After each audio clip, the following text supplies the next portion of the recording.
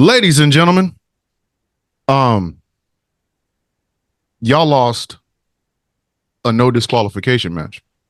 That means you have to be here with us until we say otherwise.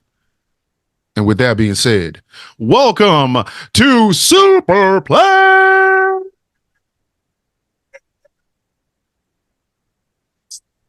Party. I am one of your two hosts. My name is Thomas Bishop. I am known as the villain. I hail from Kansas City, Missouri. And sitting to my immediate left is the other half of the longest running world tag team champions of all time. Ladies and gentlemen, I would like to let you introduce yourself, my tag team partner. Say his name and he appears. I believe in angry. Yes. Do it, man. Greetings, everybody. I am the Angry IT Nerd. How's everybody doing tonight? Woo. Or in the morning, or whenever you see this. Whenever you see this, whenever you hear it, whenever you listen to it. Yeah, buddy. Hi. Whenever you experience our milky smooth voices. Yes. We are the two bad guys of the wrestling podcast industry. We're brand new. We got plenty of heat on us because we just won't stop being as hot and attractive as we want to be. I want to start. We're playing the heels this week. We were baby faces last week. We were. We are the heels this week. Yep, we're the damn heels this week. I want to start off by saying we're the best wrestle. Why is Darby Allin back in the ring? But we'll get to that. We will get to that because that is the juicy second hour of the show where we get a chance to talk about our favorite punching boys over at All Elite Wrestling. AEW. But we first must start in the E. In the E, baby. Got to do the E. Gunther beat Jey Uso, and people act as though, oh my God, it's the end of Jey Uso. How he gonna be on main event and he can't even win a match? First and foremost, ladies and gentlemen, when you wrestle Gunther, you get beat. So pretty much, you wrestle Gunther unless your name is Ilya Dragunov. Yeah, or Sami Zayn doing some insane shit. Or Sami Zayn doing a brain buster on a fucking top rope. Fuck, Sammy, what the fuck? Sammy, you're about to kill everybody. Don't do it, Sammy. Don't do it. I need people. I get it. Kayfabe is dead, but can we at least let Kayfabe's spirit run around and have a tuna fish sandwich? Jey Uso is not fucking buried. Fuck. I respectfully disagree. I think Kayfabe. First disagreement on Supa Plex Party. I don't think Kayfabe has completely died. I think Kayfabe has morphed into a Kayfabe, what I call a Kayfabe 2.0, which is a blend. K5? I mean, because Kayfabe twice is K5. You understand that, right? I know it's Kayfabe, but it's K5 if you have plural. So it's a K5. Okay, Kayfabes. No, don't do that. It's K5. Okay, Kayfabes. Just like the plural of pussy is pussy. The plural of Kayfabe is K5. Okay, then Kayfabes. So then that make it sound like rabies. So, don't do that, man. It's making it sound like rabies. No, it's K5. No, but I say it's a we have almost like a 2.0 version of Kayfabe. Yes.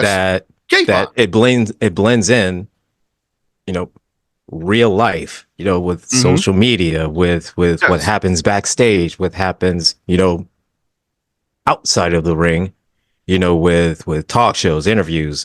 Tiffany Stratton putting out some racist shit on fucking Instagram and then deleting it and not getting any heat. Oh, exactly. So all of that is now they're using into storylines. So it's kind of, like I said, a blend of. But it's K5. That's what I said. It's K5. Yeah. K5. So it's like they're using Kayfabe is dead. Yes. So they're using they're using elements in real life to Yeah, it's Kayfabe. For the storylines. Yes, it's Kayfabe, and that's what I said. Okay, so we have entered the era of Kayfabe, and I'm okay with that. But y'all have got to fucking stop. Jey Uso is not buried. You know when Jey Uso gets buried? Y'all really want to know when main event Jey Uso in your city? You want to know when he gets buried? When he does the just me Uso and nobody Usos with him. Yes. When he yeets, when he eats and nobody eats and then nobody else goes yeet right along back with him. Yeah, bye. He's buried. Bye. He's gone. It's the same thing. It's the same thing I said a couple of months ago about fucking LA Knight. Oh my God, LA Knight never wins the championship. He's buried. I think people are still going from Los Angeles, California, weighing 215 pounds. LA Knight. And I hear a bunch of people going, yeah. How do you bury a motherfucker that people still say yeah to? What are we doing? What are we doing right now? What is this? I don't know, man.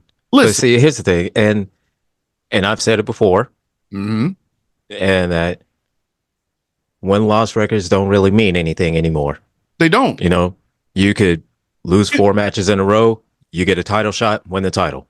Can we be honest though? Have fucking has wins or loss records ever fucking mattered? I mean, for fuck's sake, remember when these people used to drive around? They used to drive around in 76 sedan DeVilles from one city to the next to have a match where one night this guy wins, and then you go right down the street to Bumblefuck, Kentucky, and the fucking guy that won last night loses the night. I mean, won the night before, loses tonight. The fuck are we talking about? There's well, see, those are territory days.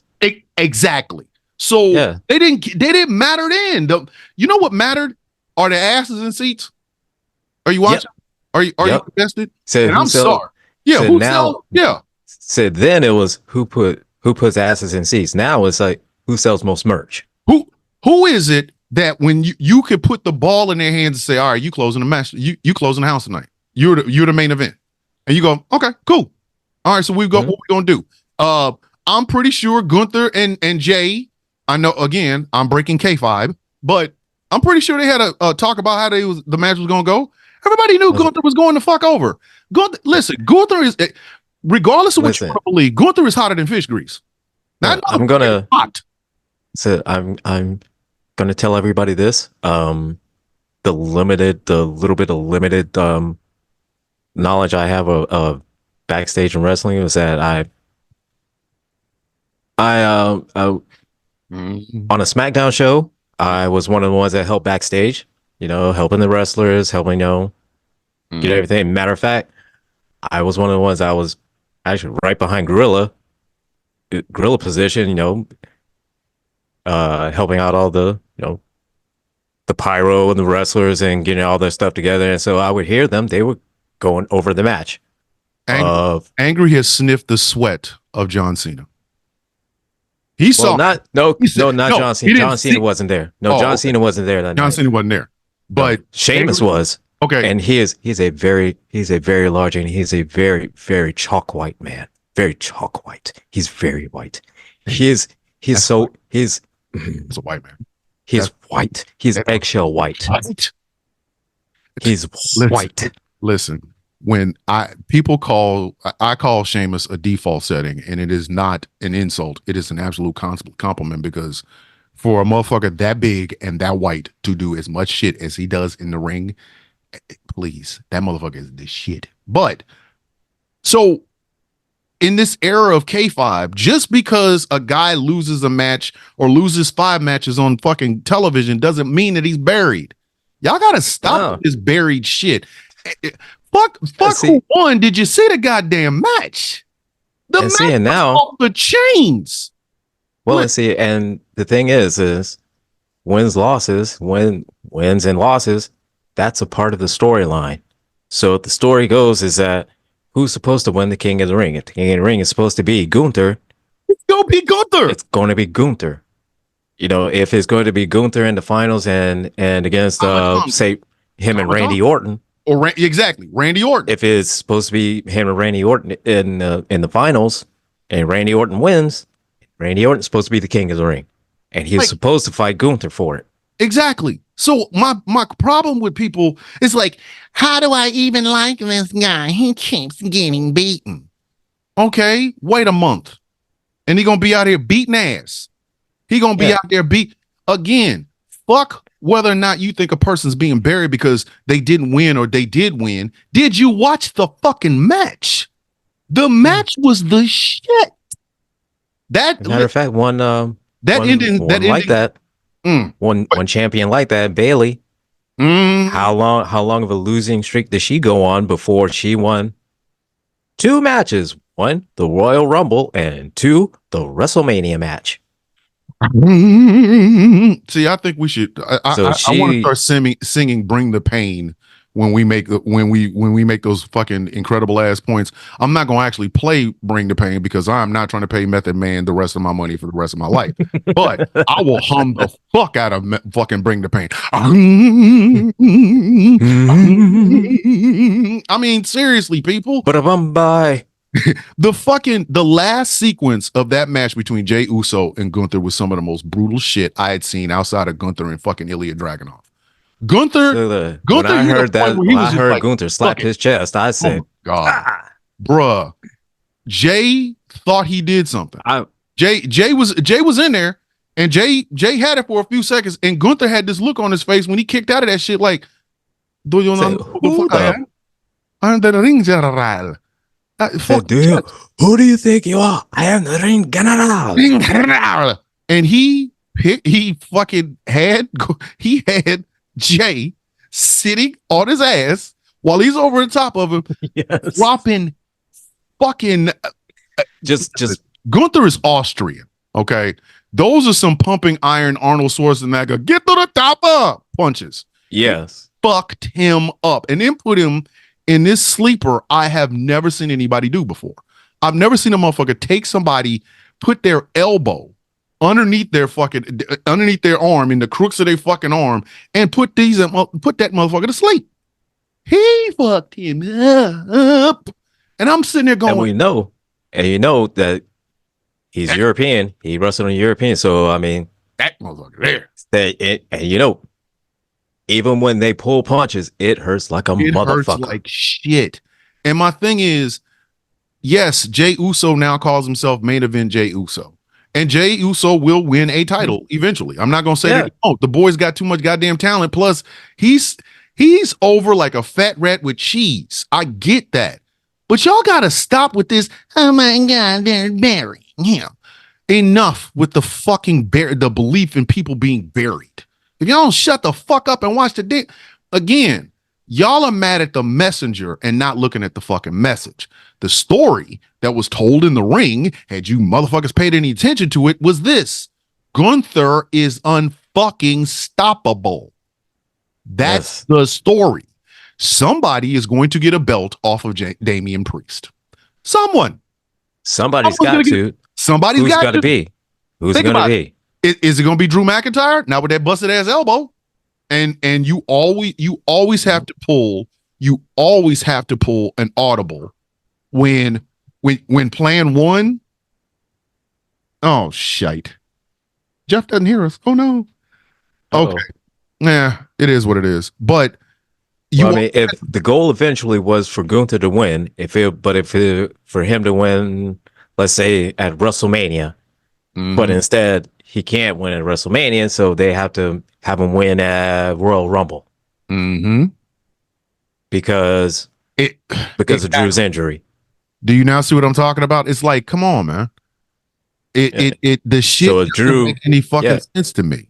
Because I mean, let's just say they draw it out. You know, SummerSlam, because Drew can't compete in SummerSlam. In Survivor Series, you know, they got to do Judgment Day against Drew's team or whatever. Then Royal Rumble comes around and it's supposed to be Drew and Priest 1-on-1. So Drew's supposed to lose, and then of course that makes the way for Gunther to come in. Yes. So again, y'all have got to stop looking, and this is the problem I have with the newest and greatest fucking wrestling fans. Because when I was a kid, oh my God, he won. No, it was more along the lines of, look, did you see how that motherfucker won? Hot stuff Eddie Gilbert throwing fire in Jerry Lawler's face. Would it have mattered? I mean, goddamn, does it matter? Man, Jerry Lawler just lost for the third time against Eddie Gilbert. Bitch, did you see him throw fire in his face? Did you miss? You know what used to always piss me off? What always used to piss me off with how they would win? Like a small package. Yeah, I love the small package or schoolboy or roll up or some shit like that. Yes. So again, how in the fuck is how is Jey Uso being buried when people are still they're still yeeting, they're still cheering. Matter of fact, when that whole France, oh my God, that crowd in France, and now you see that they're giving out those little flashlights or whatever, so everybody can yeet to it. So they turn the lights down and then yeet, and you see the lights just. So again, where is this? What is this? What the fuck is this idea that, oh no, he's being buried? You know when you're buried? When nobody gives a fuck. See Chris Jericho. Chris Jericho gets please retire chance. Thank you. Chris Jericho is buried so much. He is a walker from The Walking Dead having sex with a fucking White Walker from the Game of Thrones, while one of the zombies from World War Z refereed the sex, and he ain't going nowhere. How come y'all don't ever say Chris Jericho's buried? Chris Jericho's buried in the motherfucker. He's so buried he had to come out with them funky ass. We gonna talk about AEW later. What we got? We'll get to it. We'll get to it. We will get to the learning tree. The learning tree. We'll get to that. Listen, anyways, so whether it's Jey Uso, whether it's LA Knight, it does not matter. There is no such thing as a burial until the crowd stops giving a fuck about the wrestler. When the wrestler comes out to no cheers, no boos, no heat, no nothing, that they come out and they hear crickets. Yes, you can officially go get a shovel and put his ass back down in the ground because that motherfucker is buried. But this idea, oh my God, Jey Uso lost. He's buried. He said Jey is the hood. Look, Jey Uso will get a title when it's time for Jey Uso to get a title. That's all it is to it. Like, come on, man. Stop this shit. Okay, so what else happened on Raw this past Monday? Oh, Otis obviously must like getting smacked in the face. You know what, Otis? When Otis got some babyface turn happens, he got some serious Stockholm. Yeah, I hope he crushes Chad Gable. And I don't mean just a little bit. I mean, I hope he does an off the top rope frog splash and breaks his foot off in that dude's ass, because I don't think Chad Gable is pulling his punches. Oh no, he's not. Because look, I don't think that. We all heard that slap. We heard that slap when. That's what I'm saying. I don't slapped think the shit out of Otis. He slapped the unmitigated shit out of that dude. He didn't just hit him. He smacked shit. Like, that's not. You're not supposed to do that. Like, they're supposed. If it was something possible, he'd slap the white off him. I think he did. He smacked, and I'm sitting there going, aren't you supposed to pull those punches? Like, I don't think the slap is supposed to go as hard as it did. Said it's not supposed to actually like leave a mark. Like it left a mark. Like, and I felt I want to say I felt bad for Otis, but dog, I kind of want to feel bad, but it's like I'd have whooped his ass. They'd have said, look, it's like how Charlie Murphy said it best. Say, look, that. Dude, you get slapped and like back in the day, 100 years ago, said, "Pop, pop! I challenge you to a duel." Somebody got to go. There'd have been a gunfight. Somebody had to go. There'd be gunfight. Somebody got to go. You don't smack a man. Like, and the thing about it is, I understand these are stage smacks. Okay, and I'm pretty sure they discussed it in the back. Yeah, your Otis and Chad. So there's going to be a scene. I'm just going to come up here and smack the shit out of you. And I'm pretty sure Otis was like, yeah, cool. All right, whatever. That don't look like that was rehearsed. I don't think Otis was prepared for that because Otis, for a split second, that first slap last week, Otis had this look in his face like he was almost a black man. Like, except what the fuck did you? He's like, what the? And then he remembered. Wait, I'm on TV. I'm on TV. Wait, I'm on There's TV. There's at least 2 million. I'm on TV, and there's at least 1,000 witnesses. Yeah, like I can't do this. I can't do nothing. I can't do anything to murk this man right now because there's like too many witnesses. I know he went. I know his ass went back in the back and was like, "Hey, Chad. Said, What was that about?" I think we need to have a talk real quick. Come here. Hey man. You ever hear me like that again? I'm gonna fuck you up, bro. All right, you understand me?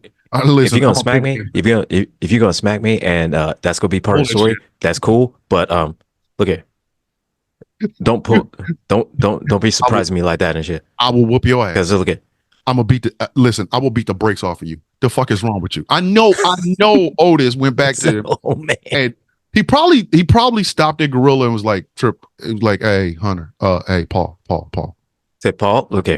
Do you really need Chad Gable with both his legs for this feud with him and Sami Zayn? And I'm pretty sure Paul's like, don't kill him, let him listen, Otis. I know he smacked you a little bit too hard.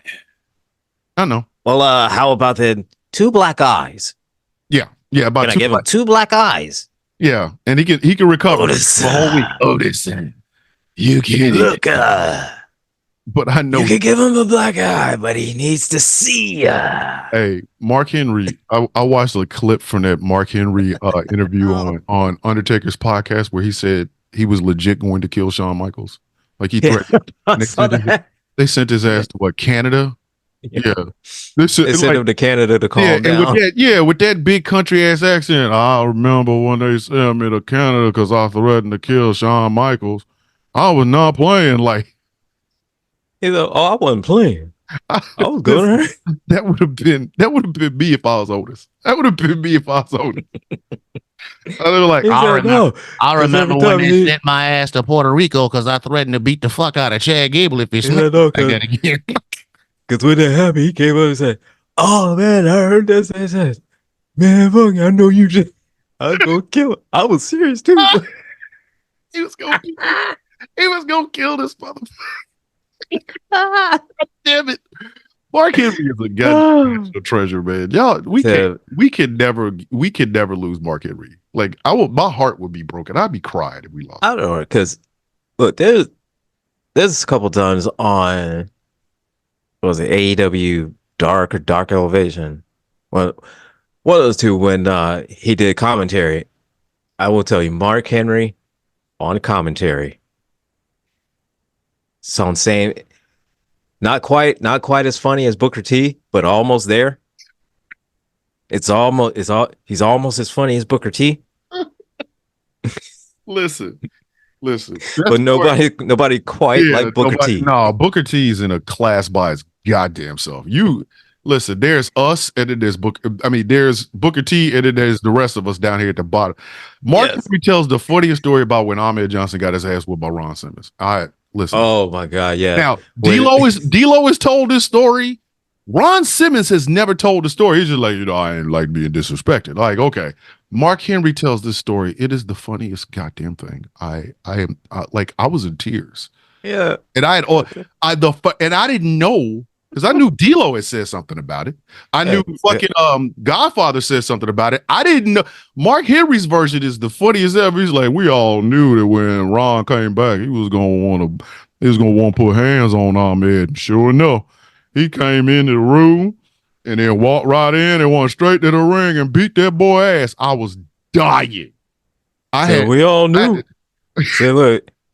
I had the Denzel. One day I was on the road and Teddy said, "Hey, Ron coming back this week." And I was like, all right, so. Said, nah. Said, Ron coming back and he mad. He's mad at Ahmed.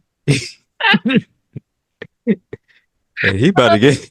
He about to get even on, man. Listen, went out there and lacerated that man's liver. God damn. Like, you gotta listen. I know there's the thing is, and you look back at that match, Yes. Okay. And it started like a normal everything match. You know, Ron Simmons doing his Ron Simmons thing, and then all of a sudden he just fucking wham. Listen. And then that was it. That wasn't no match. And then that wasn't no match. And I see that was an execution. We sat there watching this kid. We was just watching this young man going, man, this match is intense. Ooh, fuck it. Ooh, lacerated liver. God. And I'm looking at when I was a kid, I'm like, oh man. I'm thinking, because me thinking, you know, that they're pulling the punches and, you know, that it's not hurting, but, you know, I'm thinking to myself, damn, it looked like that. A lot of potatoes. That shit looked like it hurts. There's a lot of potatoes in these matches. Like, what? Damn. And they come to find out. It's like, hold on, we had to call him Farouk. We wouldn't call it Ron Simmons. We was calling it Farouk. Like, yo, man. He was still Farouk really, then, yeah. Yeah, like Farouk is really hitting him with a lot of potatoes. Damn, a lot of potatoes. Like, said Farouk looked like he about messing about. And then realized it's that. And I look back at that match on YouTube, and there was a part. He goes, get your ass up. I was like, oh shit. I was like, Listen, it was when they get your ass up. I said, yeah, that's when the shit hit the fan then. Yeah, and then he kicked him, and I said, kicked him. That's what lacerated his. No, he didn't lacerate his liver. He lacerated his kidney. Yeah, I was like, yo, man, and it was like, Ahmed Johnson is really hurt. We gotta get some medical personnel out here. And I was like, yo, man, this is brutal. Listen, Ron Simmons reminds me of that uncle that, like, if you have a school fight and there's more than one person, that uncle shows up and he sits. Like, my uncle did that. Ron. I had a family fight and my uncle sat on the fucking hood, sat on his goddamn 78, 79 Buick and never moved. And I didn't know why. It turned out my uncle had a pistol. If the shit had got too deep, my uncle was putting holes in shit. Like if shit just got real too quick, then like shit would have hit the fan real quick. He sat there, you know, on the hood of the big blue Buick with, you know, sipping his old whiskey. I mean, sipping his old Crow whiskey and shit. And I was like, Uncle Bob ain't gonna. See, here's the thing. At that time, had some heat on him. Well, see, at that time, he was at that old country uncle like that. Listen, now Ron Simmons he's that old country granddaddy. Yeah. That sip of corn liquor. Hold on, he has that corn liquor. The granddad is still smoking cool cigarette. Got that one. Oh yeah, he got the cools. Hold on, he got the cools and got the one hanging out. One hanging out. And when he talking that one, just keep on. Y'all never go. Hey, y'all get them kids. Y'all get them kids over there. He always telling them. Y'all bring them kids. Always telling y'all gonna get them kids out there now.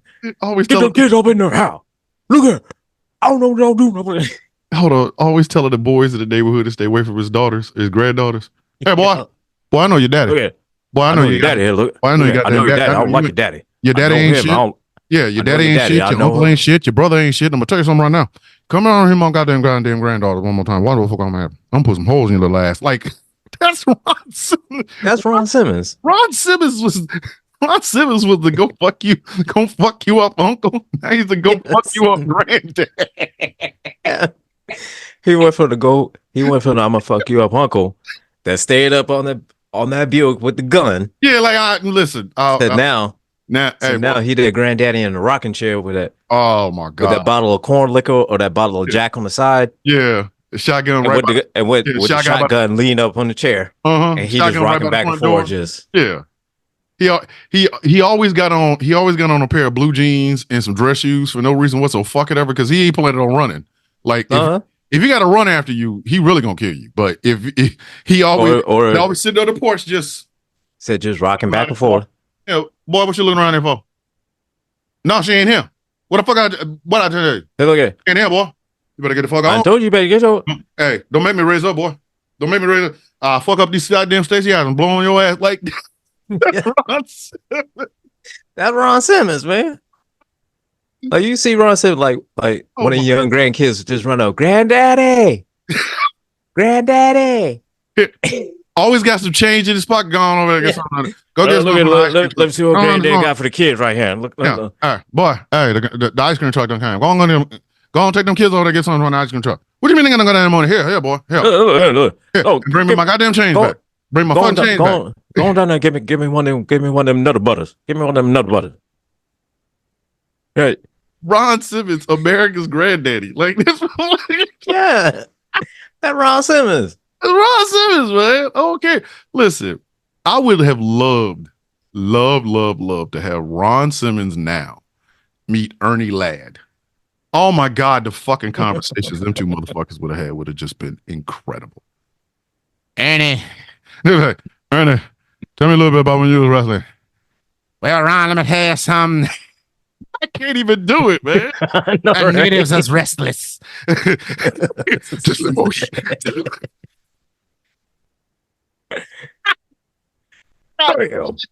Oh my God. Oh my damn.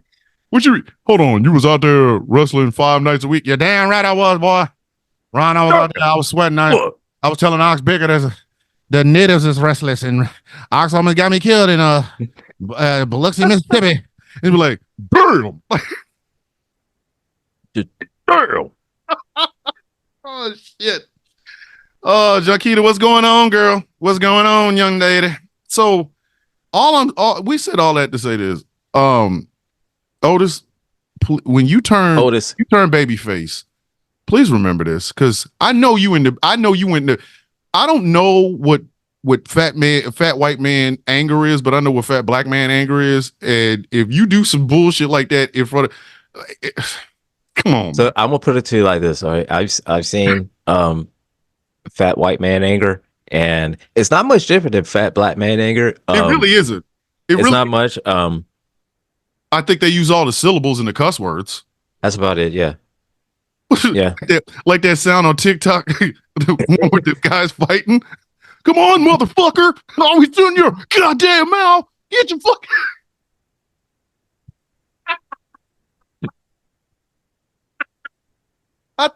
I seriously think that's what fat white man anger sounds like.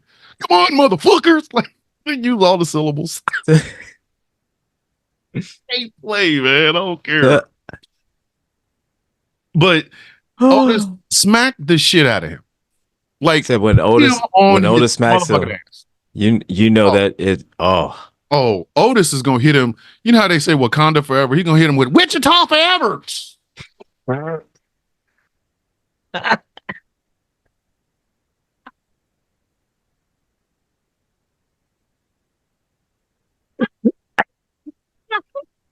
Wisconsin forever, motherfucker.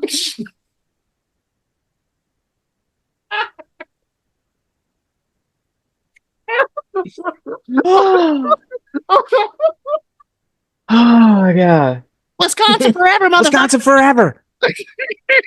He ain't even gonna cross his arms. It's gonna be some shit like Wisconsin forever, eh? He gonna smack the shit out of Chad. Stupid ass. I tell you, it's Wisconsin forever. Oh, geez, there, guy. Well, I tell you, what's the city? Wichita forever, guy. What's a city in Canada? Windsor forever, motherfucker. A.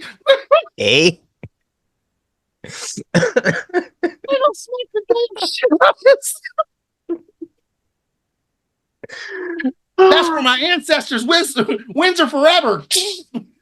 Wisconsin forever.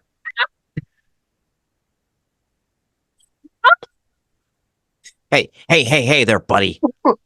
Oh shit. Oh my God. It's gonna be fucking hilarious. That's gonna be the greatest thing. Especially if he says that. Like it's gonna be the greatest thing.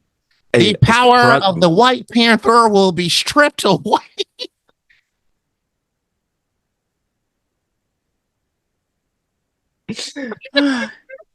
Wichita forever.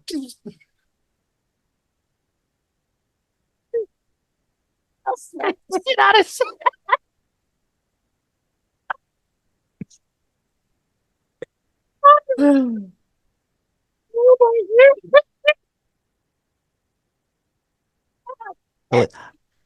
I've come down all the way from Niagara Falls. And we will not have it. Not at all, guy. Oh shit! Otis is gonna fuck. Otis is gonna fuck him up. Listen, Otis gonna feel all of the ancestors of large white men that used to wrestle. He gonna feel the Haystacks Calhoun. So he's gonna swing with the power of the King Kong Bundys and Andre the Giant and the Big John Studs and the Big John Studs and the Haystack Calhouns and the and the Bastion Boogers and the Sebastian Boogers and the Farmer Johns and shit. And the John Tentas and the and the Shockmaster. White bread forever.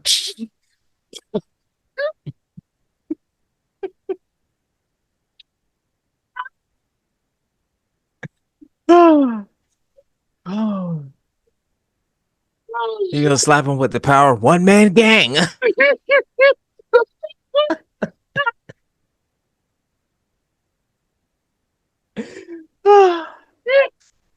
The great Antonio.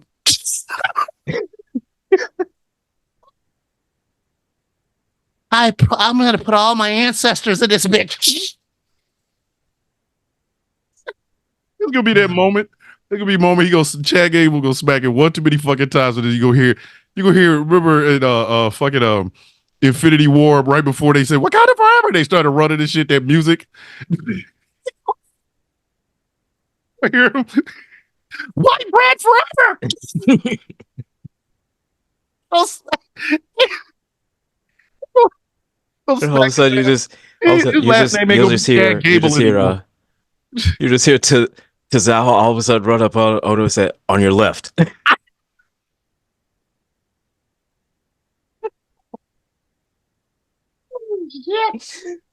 Oh my God, he gonna smack the Abel out of his ass. He gonna be Chad Modem, Chad dial up.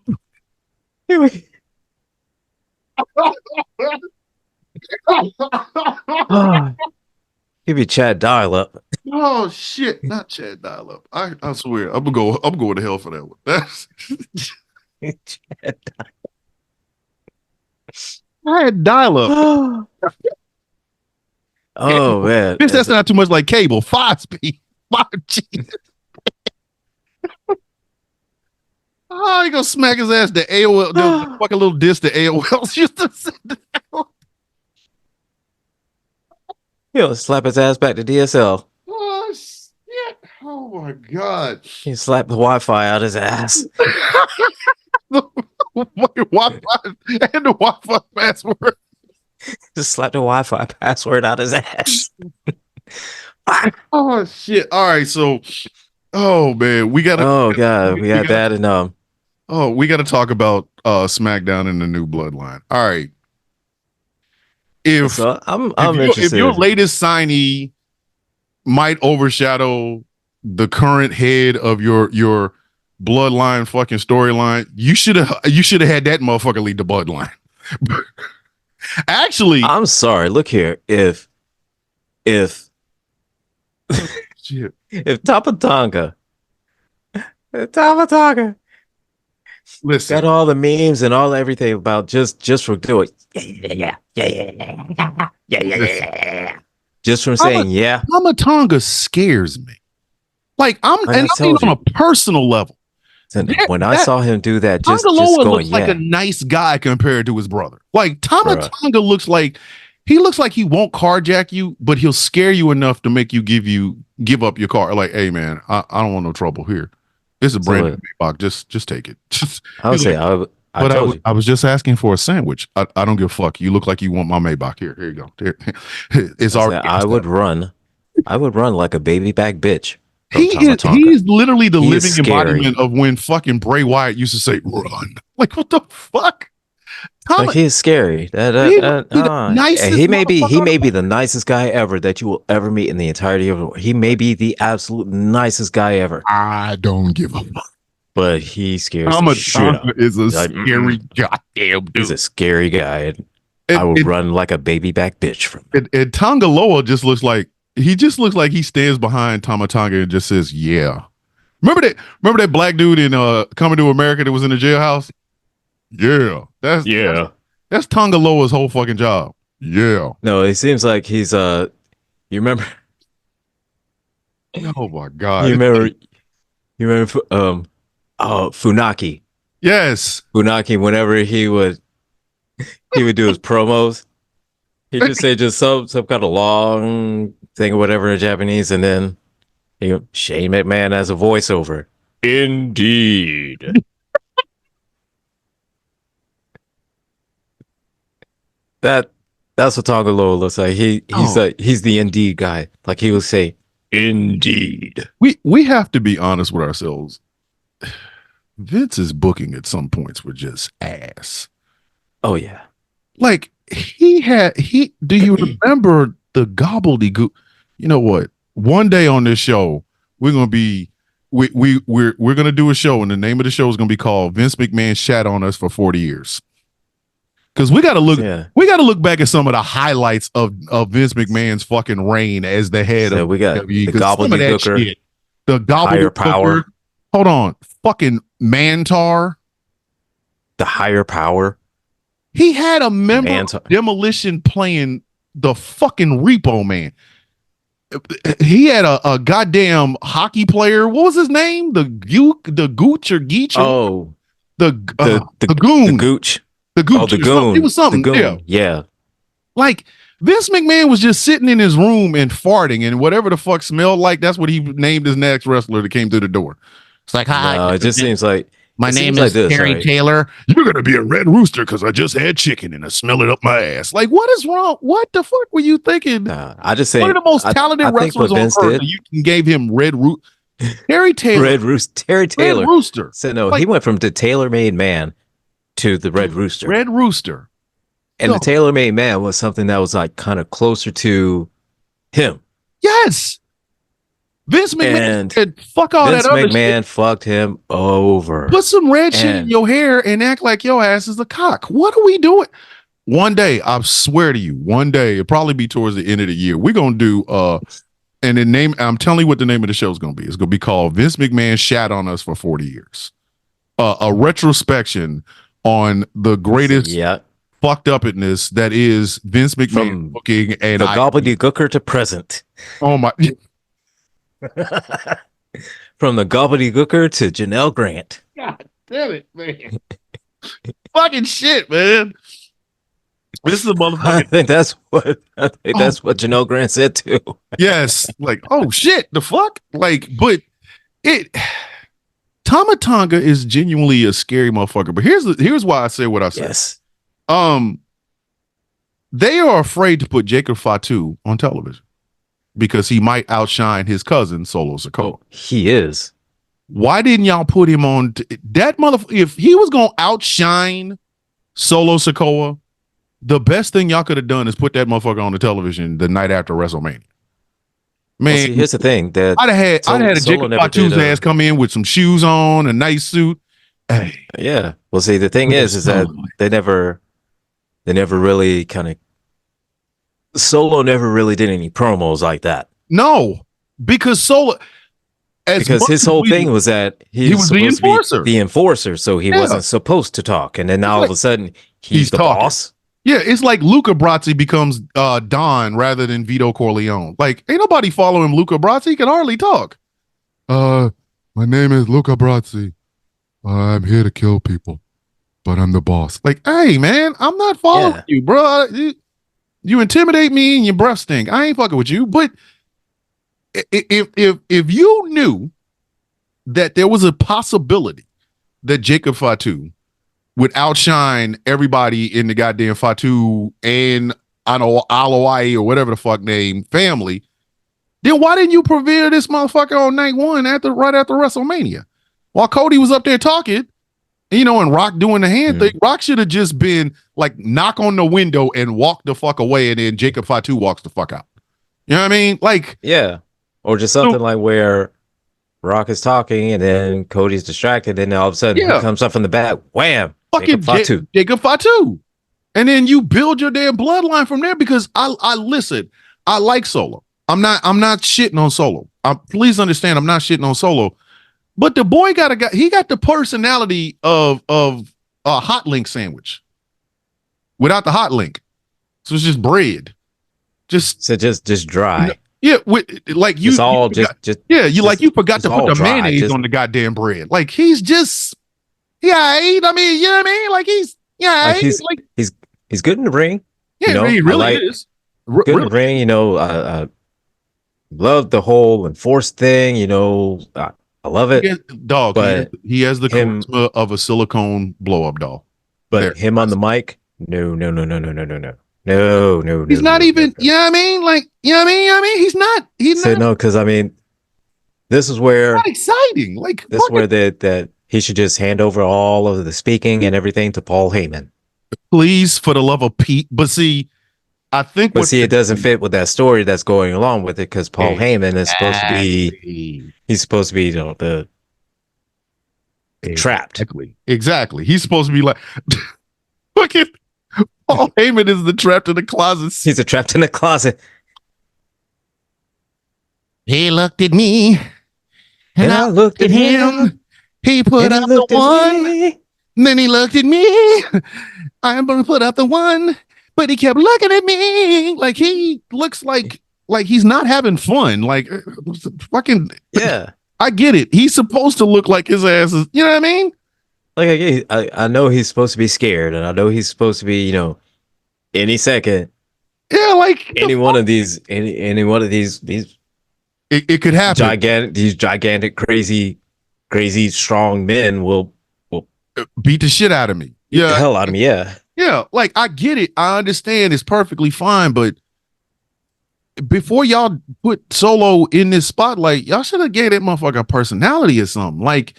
At least help him with his promos. Yeah. Like if Solo is going to be, the new Don, like he's Vincent the Chin Gigante. He went from a driver to the fucking boss. If he's gonna do that, he gotta hurt somebody.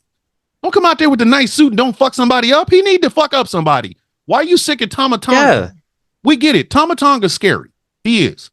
Tama Tonga would be the sort of motherfucker that if he stood next to somebody selling Girl Scout cookies, they would never have any cookies. Somebody gonna buy them cookies. This little blonde hair, blue eyed white girl. Hi, my name's Ashley. Would you like to buy some Girl Scout cookies? And you go, well, I really ain't got no money right now. And then you turn around and Tama Tonga's there. Listen, Tama Tonga gonna make you buy. That's if he has to say anything. That's all he'll say. Yeah, Tama Tonga's gonna make you buy a crate of goddamn Girl Scout cookies. Fuck a box. No, you want 2 crates, don't you?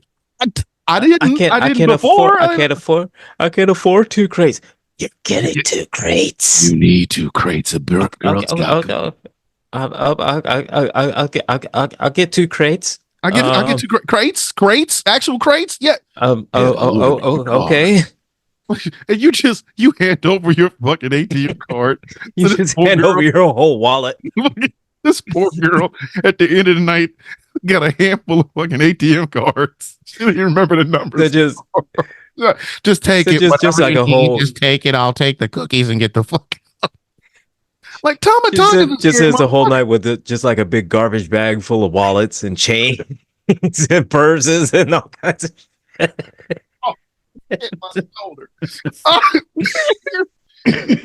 Like the whole night, she's like, mommy, the nice guy Tama, he helped me get all this money. And then she starts pouring out wallets and keys and jewelry and shit. And Tama Tonga has not threat. And he's just standing there.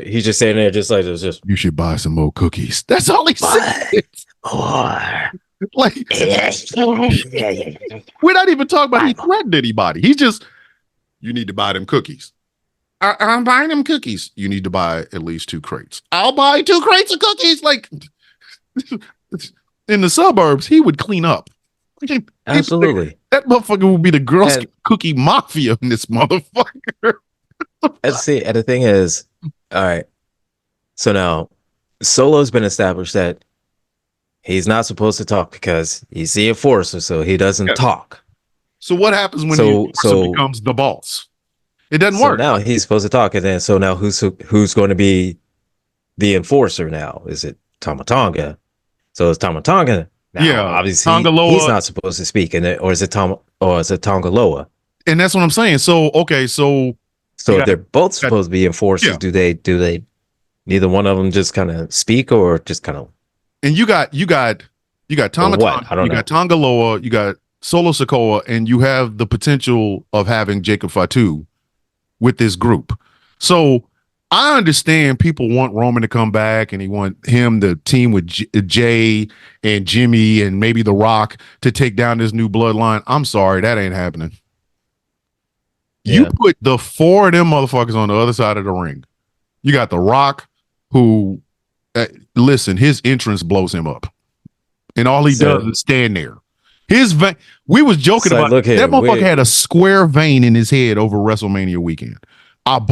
Angry, am I making this up? Did he not have a fucking square vein in his the front of his head or the side of his fucking head? Like, how do you? We kept asking, like, how do you do that? So look at that shit was pulsing too, and it was just like.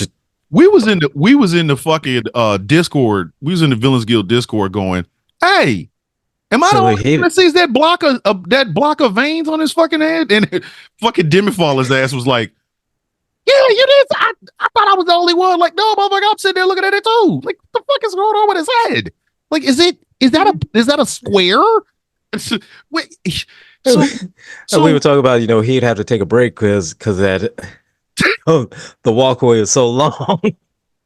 When he cussed at the fucking referee, it took him out of the picture for 20 minutes because he's like, "You fired. You fucking ring that bell, I'll fucking fire you." And his ass. He's like, he kept looking at their prime. Listen, he kept looking at their prime like, I just need a sip.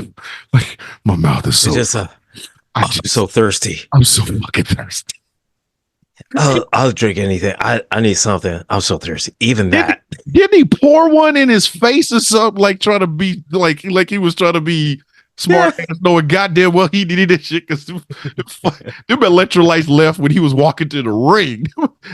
The Rock, listen, I don't know if y'all understand this. The Rock as an actor has about 35 electrolytes. Anytime he's in any scene, that's why the scene takes so fucking long, because he got to keep filling up all them electrolytes. That walk from the fucking ramp to the ring, them 35 electrolytes, like, bye. Look, they were gone. By the time he took his first step, 35 was gone. Hold on. With that lightning bolt entrance, that he needed that. He was like, come on, electrolyte. Come on, electrolyte. But I will say this. The Rock's entrance. God, Jesus, damn! Except for them fucking pants. Except for that vest and those pants. That entrance, other than his outfit. I'm telling y'all right now, in the wrestling category, of the Yankees this year, there will be categories for outfits. Okay. I personally am leaning very, very hard towards Seth Rollins' motherfucking night one WrestleMania outfit is the best. But The Rock coming out there looking like a matador that also does the tango at the same fucking time. Listen, man, he looks like he looks like a disco matador. He looked like a disco matador. I'm sorry, he looks like a disco matador.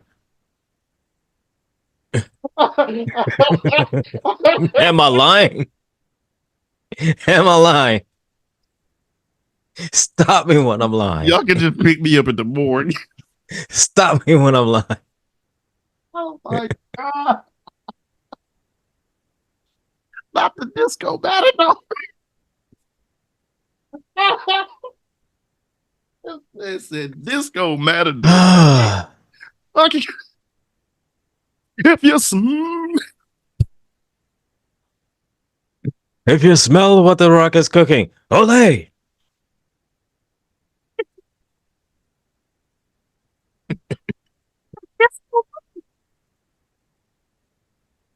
The way the disco matador shots. Yeah, man.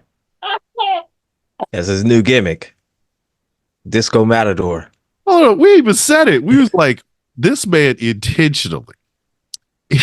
Like somebody actually pulled that outfit together Angry broke this shit the fuck down so bad that I was dying. I could not stop laughing at Angry's fucking descriptions to this fucking outfit. He was like, no, wait a minute. So somebody went to the store. Oh, somebody actually bought this.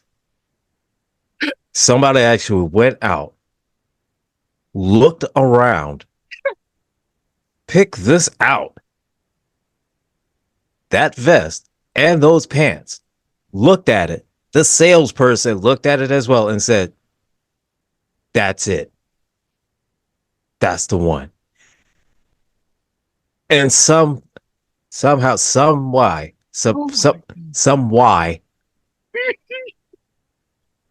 is the best way I could put it.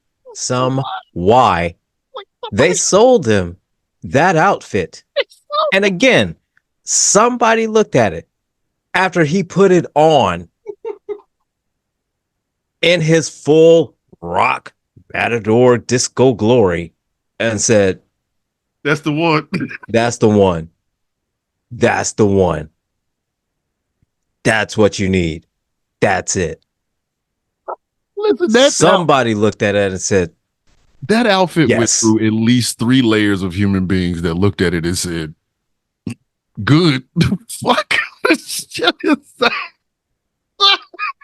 All I know is this. Somebody in this family hates his ass because they let him walk out in public like that. His wife must hate his ass.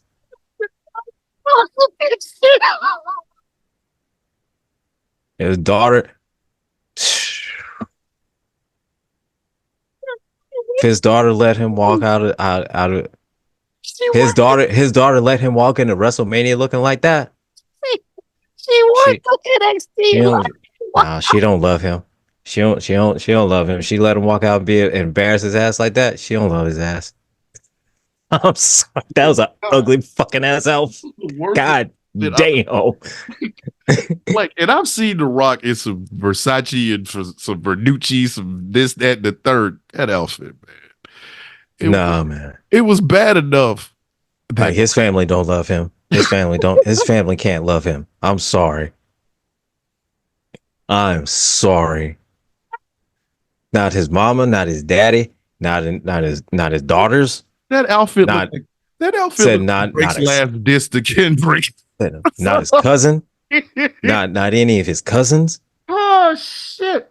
Not a Uso, not a Roman. Roman looked at that and was like, Roman looked at it and he said, I really gotta walk out that. I gotta walk out to the ring next to you. Oh, that's why he came out.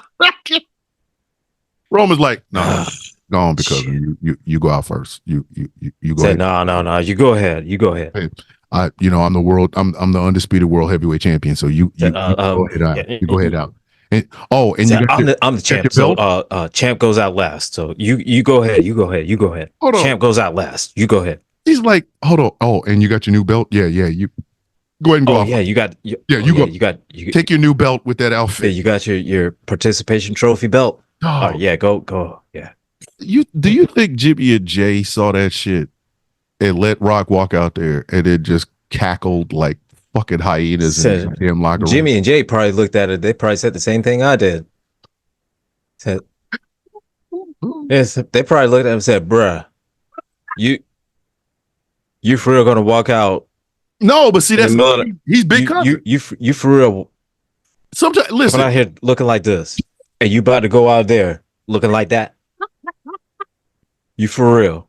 You for real right now, dog? Jimmy and Jay was like, hey man, come on, I'm gonna let you do you. I'm gonna let you do you. I'm gonna let you do you. Look at Oos, but I'm gonna let you do you, Oos, but I'm gonna let you. You sure you wanna? You sure you committing to this? Listen, you sure you committing to this, Oos? Roman saw that shit and couldn't do nothing elegant, because you got to think about it. Roman knew what Cody was going to wear. Roman knew what The Rock was going to wear, and then Roman probably saw what Seth was wearing. And on night one, it was like, listen, can I just get the pads and some of these acknowledge me threes in black and just give me the lay and let me get the fuck up out of here, because I'm not competing with these people. Look at the three. Look at this. You had Cody with the vest and the mask and that No, that was night 2. I'm talking about night 1. Night 1, when Seth Rollins had that rose. No, I'm talking. No, he had the mask. He had that mask from night 1. No, you're right. He had it from night 2. Night 2. Yeah, so night 1, he but comes see, out there in his his thing, regular though, Captain but he still America. Captain America, Lonely Hearts Band. Yeah, he came out in his regular, not the vest. He still had the jacket with all the shit and everything on. Yeah, that's why I call it Captain America's Lonely Hearts Club Band. He was dressed up like a Beatle for America. That's what he looked like. You know what I mean? So Cody comes out to that shit, and then Seth comes out. Listen, Seth comes out with just. I when I tell y'all, it feels like a what did we say on the? What did I say the day after? Because we did the show. It almost looks like an ostrich on acid. That's what it looks like. I even said it on the fucking Super Plex Party live stream we did the day after, like night 1. I told y'all are lucky I'm broke. I'm just dead ass honest. Y'all are lucky I have not made any money. Exactly. You would go around I told y'all I was gonna dress just like Seth Rollins did going to Walmart. I'm not fucking playing. I am so serious about this. I would that fucking big ass rose that looked like a DirecTV dish in blue with the black. Come on, man. Come on. And the jacket would have been just that long. I would have got out of my y'all are lucky I have no money. I'm telling y'all right now, y'all are lucky I'm running on a damn deficit. Because if I get so much as just get the rose money, you motherfuckers are in trouble. Y'all ever seen a T-shirt with one of them DirecTV dishes on your fucking shoulder and a pair of shorts? Listen, if all I can afford is that goddamn rose, I'm wearing it. And I'm gonna be the most flamboyant motherfucker in a goddamn Walmart you've ever seen in your fucking life. With this big, listen, and that was night 1. Okay, night 2, Seth said they looked at Seth and said, okay, so night 1. You basically wore what would happen if Liberace had been in professional wrestling. So what do you want to wear for night 2? Everything. Excuse me? You fucking did I stutter? Right, so look at did I fucking stutter? Bitch, I said what I want. All right. What I want you to do, I want you to take the left cuff leg off of that pair of pants. All right. I want you to take the right shin off of this pair of jogging pants. All right. Oh my. I want you to take the pocket off of this cargo pant.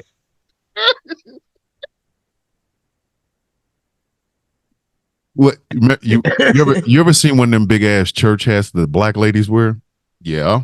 Make it twice as big and then give it to me. Like, but Seth, and it's got to have the feathers in it that make me look like a pimp. I gotta look like I gotta look like the Godfather. I have to look like the white Godfather. I have to look like a white Godfather. The Seth father. I gotta look like the Seth father. That motherfucker came out with an entire band with this motherfucking. No, he came out with a fucking parade, bruh. A parade. Listen, he came out with a marching band parade. Okay, look, I'm gonna put it to you like this. All right, for my high school career, I marched in band. Okay, now because of that, all right, I'm gonna put it to you like this. That was a marching band parade. Yeah, that was a parade formation. Yes. I'll tell everybody that was parade formation. Okay. Listen, I need y'all to truly understand what we are trying to tell you. Y'all are. I'm going to put it to you like this. I'm so serious. Y'all are lucky I'm broke. That marching band, I guarantee you, everybody in that goddamn marching band has that uniform, and they took that shit home, and they have that shit hanging up. But why? They're the Philadelphia Mummers. So they perform like that all the time. Seth Rollins looked at them and said, yes. So I want you to understand something. The Philadelphia Mummers are a thing. This wasn't a made up band. These are the Philadelphia Mummers. So Seth Rollins went to Philadelphia probably a couple of days before WrestleMania. He already had night 1 fucking just laid out. What would happen if the fucking serial killer from the cell. Remember when he walked down and took that whole fucking shower curtain with the red thing when Vincent D'Onofrio had that thing and he was just walking and and it was just this long draping thing. Seth looked at that and said, "Now make it black and put a big ass satellite dish on my shoulder." Now he already had that set up and he was like, what do I do for night 2? What do I do for night 2? And you know Becky's there and she's like, "Oh, what about those guys?" And they're like, "Hi, Seth, we're the Moomers." Yes. Yeah. What the fuck? He goes to Paul, is like, Paul. He goes, Paul, listen, I'm gonna tell you something, bro. Paul, I got something. I gotta tell you this, all right. And then I saw these things. Hold on. Wait a minute. Could you imagine Nick Khan getting a bill for that? Like, because they gotta clear it, because you had to pay all those people. Yeah. You got to pay all those people. Then you got to pay fucking Seth Rollins' costume designer to make some shit that matches they shit. And then you have to like make a distance for these fucking people. All of this cost. I know Nick Khan was like, "You are so lucky this is $1 billion company. Because if you fucking Nick Khan was probably looking at us like, what were you thinking?" Nick Khan was probably looking at a whole lot of receipts and shit like that night, just going, making faces like this. Fuck? Did we really spend What the fuck? Did we really spend on The Rock's outfit? For that ugly ass vest?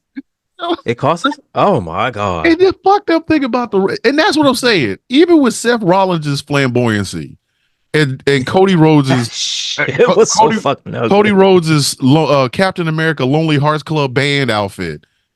The Rock had the ugliest outfit 2 days in a row. Not one, but two, because he wore the same thing the next night. Bruh, we get it. We get it. Like your arms, you like your tattoos, and you rumble, but you need to take that shit off, man. Don't. So, Rock, you need I'm begging you need to put a solid color shirt on, Rock. Angry is so the pants are bad enough. All right, the pants. Angry has been so fucking pissed off. All right, I could live with the pants. I could live with the pants because they look like pajama pants, and I'm sure they're pretty fucking comfortable. Wear a solid color shirt. Please, for the love of Pete, don't ever put that fucking. Was that real leather? Was that a leather vest? That shit look like rayon. Jesus, man. All right, but I say all that to say this because we bullshit around. Like, I understand it's Versace, it's like silk or some shit like that, but that shit looked like rayon. It really did. But like rayon and polyester. This is the thing. You got The Rock, because Roman's eventually coming back and he's gonna get his whole ass whooped. He is. Jacob Fatu flip the fuck off on him. Tama Tonga and Tonga Loa is going to do some fucking double team shit, and then Solo's going to spear him in the throat. So Roman's going to have to rebuild. He's going to have to fucking first go apologize to Jimmy, then he got to go apologize to Jey, then he got to then The Rock's going to be like, "I'll come in, brother. I got you. So you got The Rock, Jey, Jimmy, and Roman versus Solo, younger, Tama Tonga, younger, Tonga Loa, younger, and fucking Jacob Fatu. If the bloodline of Solo and them don't win, it's a setup. They should easily. And again, kids, we've already talked about Kayfbi. We've already talked about it, so we know Kayfbi is still in effect, and winners and losers are already picked in the back. But we should get they should beat the brakes off of them. Like the comeback should be them still getting fucked up. Like they have to get their ass whooped, because come on, man. Look at that. Come on. Look at that side. Solo is the weakest link, and he's not the weakest. Like, he's not the weakest person. But like, if out of that new one, Solo is the weakest one. Jesus Christ. Like, fucking come on, man. Come on. Shit. Come on. When the enforcer for the old bloodline is the leader of the new bloodline, and he ain't even the scariest motherfucker in his crew, stop playing, man. Listen, this should be a long war. This should be a really long war. There should be, matches, like matches on top of matches and shit. Like the whole thing, it should next year WrestleMania it should be Bloodline War. The Bloodline Civil War. Night 1 or Bloodline Night 2 or some shit like that, where it's Bloodline matches. Yeah. Just straight up bloodline matches, because there's no fucking way. Like you're not beating that. You come on now. No. Boys is young and hungry, and I'm sorry. Jacob Fatu has more personality than Solo Sikoa. So that should tell you what kind of fucking crew you're dealing with. Okay. Tama Tonga and Tonga Loa have been doing this shit in New Japan for a long goddamn time. So fuck that. New Bloodline is better than Bloodline original. Fuck out of here with that shit. Like that's in this regard, New Coke beats Coke. I'm sorry. New Coke should fuck them up. New Coke should be drinking Coke original and pouring it on his own balls. The fuck out of here. There's no fucking way in hell. The fuck are you talking? Realistically, New Coke should beat the shit out of realistically, yeah. Realistically. Now, we understand that, they have to get some victories, but come on. You gonna put Roman, like, listen, I love Roman, but Roman ain't got shit on Jacob. He just doesn't. No. Like the match. Like, I get, Roman is a draw. Everybody Yeah, but want to see Roman and everything like that, but listen, Jacob Fatu's on another level. You see Jacob Fatu. That's another level. That boy does shit like he's like Umaga without a drug problem. That's what the fuck Jacob Fatu is. Umaga without a goddamn drug problem. And like there should be no reason why he should be able to do the shit he does. None. And what the fuck? Like that man just defies gravity. He really does. And that's the big guy in a shit. Because Tama Tonga and Tonga Loa are tag team specialists. They gonna mop the fucking floor with the Usos. They gonna beat the shit. Listen, you can only yeet so much before they yeet your ass up out that goddamn ring. And then that leaves Solo versus The Rock. Are you out of your fuck? Man, if you don't get the fuck on with that bullshit. New Coke. I'm trying to New Coke. Just think about it. New Coke. We believe Kayfbi, but goddamn it, New Coke. Y'all better stop playing with me. Y'all better fucking stop playing. The fuck out of here with it. New Coke, bitch. New Coke. That's all I'm saying. Yeah. Coca-Cola. Like it and not the shit that Bill Cosby was fucking hawking. I'm talking about regular ass New Coke. Not the Cosby Coke. Not the Cosby Coke. Fuck out of here with that shit. This is New Coke with actual Coke in it. Like, don't play. Don't fucking play. Versus some really good weed in the Doobie Brothers. If you don't get the fuck on with that bullshit, you better get that shit on, man. The fuck out of here. That is crack cocaine versus weed. That shit is not gonna work. That is not gonna work, man. That fucking new young hungry fucking ass team should run them the fuck over. So it's like, okay, I mean, you can bring in another fucking Samoan other than The Rock, but it's still gonna be. I mean, come on, man. All right, Queen of the Ring, though. Oh my god, so Queen of the Ring. We didn't talk about Queen of the Ring for a little bit, and we got to. I would say with this whole with Jade Cargill and Nia Jax with that match. Did you see that match? No, I didn't. Well, spoiler alert: Jade lost. The fuck, Nia. So no, here's the thing. She didn't get pinned though. She lost by disqualification. What? How? She hit him? What the fuck? Hit her with a chair. So Jade finally figured out how to swing a chair, and it's only in the goddamn Queen of the Ring. We'll see. The whole match wasn't. It didn't go on long. Started out, just a normal good match and everything like that, and it was going back and forth. Yeah, and they went outside because Jade Cargill is still green as grass, and goddamn Nia Jax is. Listen, I have to go with fucking Jim Cornette said this. Jim Cornette said this, so if y'all gonna try to get mad, and please, hey Nia, if you're listening, I really do think you were fine in a motherfucker, but we got to be honest. Got to be honest. You are a walking refrigerator. Ain't no. Listen. There's a reason why he says refrigerator Jax. Listen, can we please just get you and Piper Niven in a goddamn tag team, and y'all can go fight Jade Cargill and Bianca Belair? I mean, it could be the Road Warriors and the Powers of Pain all over again. Please. Like I can see, I can see begging you. I can see Piper Niven and Nia Jax in a tag team with Chelsea Green Yeah, as the manager. as Yeah. a manager. Yeah. Yeah, they can be like they can be. Well, I won't even say the natural disasters because that's just fucking offensive.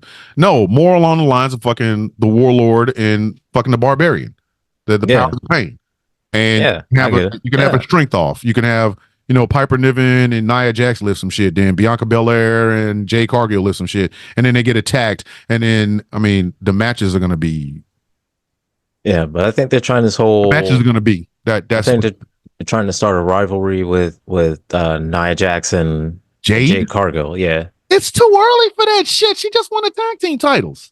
The fuck?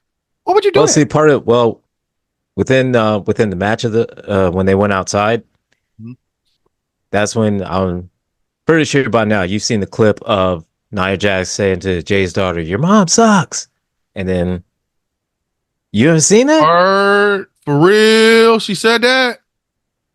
Hey. Yeah, well, I Jay's need daughter, everybody in professional like Jay's daughter was sitting ringside, and then y'all need to she leave people family to fuck alone. How many we just watched fucking Drake get butt naked and stripped down to his chicken parts because he kept Kendrick Lamar's fucking wife in his goddamn mouth. Y'all need to quit. Y'all gonna fuck around and meet the wrong one on the right time, and they're gonna fuck your ass smooth the fuck. Leave people family alone. Okay. Well, see, here's the thing. That was part of that is Samoa Joe because he can't choke you the fuck out. No. See, that was part of the that was part of the match. Yeah, I get it, but she was like, she's basically your mom sucks, and then her Jay's daughter goes back and said, no, she doesn't, and then they continue on, and it was cute. It was cute. So what to see her daughter kind of do we call Jade's daughter Emerald? Let's just call her Emerald because I don't know that child name, and I'm not trying to put her in my jaw meat, so we'll just call her Emerald. So Jade's daughter Emerald says, "I'm not," which is fucking cute. It's like my granddaughter saying this shit. But we just watched. Seriously, we just watched one of the best diss battles in hip hop history that started because Drake couldn't keep fucking Kendrick Lamar's family out of his mouth, and then Kendrick just basically told him, "Hey, you're a PDF file. Your daddy sucks. Your mama should have, you should have been a skeet on the side of the bed. Some other shit. Like people, y'all gotta Kendrick leave said, family alone, man." Kendrick said, "Oh, really? Fuck you." Hold on. Did she at least learn how to swing a chair? Is she swinging chairs better? Yeah, she did. Yeah, she swung it. She swung it like how she's supposed to because perfect. Part of what happened after the interaction with her daughter, Nia Jax went over, grabbed a chair, was going to swing it, and of course Jade grabbed it and blocked it, grabbed a chair from her and hit her, and then DQ. Oh, great. So let's just be dead ass honest, and I mean this sincerely. If it's a series of matches between Jade Cargill and Nia Jax, we might actually have to update our fucking meat scale because that shit right there is about to be a bologna sandwich. We just have to figure out whether or not there's bread or not. That series of matches is going to be hot bologna sandwiches. And not hot because you put the bologna, like you fried the bologna, hot because it was sitting in the car for 6 hours. Listen, 10-pack of ass doesn't even begin to describe it. And it's not because Jade can't wrestle. It's not because Nia can't wrestle, but it's because Jade is still greener than fucking grass. And Nia, as beautiful as she is, as elegant as she is, as funny as she is, they're both greener than AstroTurf. The motherfucker, listen. Them motherfuckers is greener than the moon cheese. This shit is gonna be a bologna sandwich. This is gonna be a sit in the car for 6 hours. Hot. Like this was a good one-off match. It was a good one-off match, but that should be it. It should just Jesus, Mary, and Joseph. Give it a. That's it. Don't do this. Don't do this. Because I'm telling you right now, this is gonna be National Lampoon's Vacation. The dog peed on the picnic basket. This bologna sandwich is gonna. This bologna sandwich is gonna be like hot ass. I'm trying to tell you, man. This is not the time for that. Not now. Not yet. Please listen. I sound like Tricky in under the cherry moon when Christopher died. Not him. Not now. That's what. Not now. Not now. Not. Give it a year. Please give it a year. Please, I'm begging you. Listen, Paul. I don't ask for much. I'm begging you. Give it a year, please. Don't do this. Don't, because only one match. Just let them listen. They can work it out. We can build it up. Please don't make this a thing, because if it's a thing, I have to watch it, and if it's a thing that I have to watch, this is gonna be I'm telling you, bologna sandwich with the dog peed on it in the back of the car. Make it a one and done. Oof. Make it a one and done. Please Paul. make it a one make and it done. A one and done. I am begging you. I'm begging you. Please. All right, Angry. We got to go here, man. We go down the road to All Elite Rec. I'm so. Listen. Going to whose house? We don't even know whose house getting is it. Buried really? house this week. Like, whose house is it? Who is it? Swerve's house anymore? Is he still swerving when he drives, or is he taking a bus? Because at this point, I feel like at this point, I think he's walking. He beat the shit out of Nick Wayne, but I have popped my young daughter on the ass, so I wasn't really like an accomplishment. He beat Nick Wayne. Did he jump Christian K? Why are we here? Why? And here's the thing. All right. Since Swerve has won the title, he has been straight up buried. Here's the thing. And now he's buried. I will say this. He's buried because how the fuck you have the he is black AEW World Heavyweight Champion, and he out here having competitive matches with Nick Wayne. And what's his name? Kyle. Bruce Wayne had a little brother. Like, you know what I mean? Like, Bruce Wayne had a little brother and his family gets killed, right? But Bruce is off training and Nick has to sit outside picking apples. So your older brother's Batman. You don't even get to be Robin. You just Alfred's friend Nick, who just lives in a house. That's what. And here's the thing. The best thing about Nick Wayne is his mama's beautiful. Well, see, they had a competitive match, and Swerve is like 5-6 inches taller, with at least like 20, 30 pounds of muscle heavier. Yes. There should be no reason this shit went as long as it did. Listen, he had a competitive match with fucking Brian Cage. Brian Cage. Now, I can see that. I can see if I can see him having a competitive match with Brian Cage. If he's hamstrung. Like, Brian Cage has to like drop him on his fucking head on some Penta El Mierdo, whatever the fuck name shit, on John Moxley. Okay. I want y'all to understand, if you know how people love chicken wings. Like, Brian Cage looks everybody loves him some chicken wings. Brian Cage looks like he takes every steroid there is. Brian Cage looks like 5 bags of chicken wings stand on top of each other. Packed in. I'm talking about 5 to 10 pound bags of chicken wings. Or just steroid filled chicken wings. Just steroid filled, you know what I mean? Like mega leg chicken wings. Now, imagine if you took them 5 to 10 pound bags of chicken wings and then put them under a fucking UV light, like the tanning bed.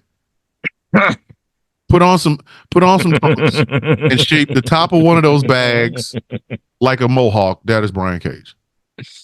Brian Cage missed his calling in doing something other than wrestling. Like, seriously, this is why I'm mad. Okay, I spent all my life. I spent all my life in the military, and I never looked like this. Meanwhile, Brian Cage looks like he should competitively shot put. He should eat a shot. Like, man, fuck you, man.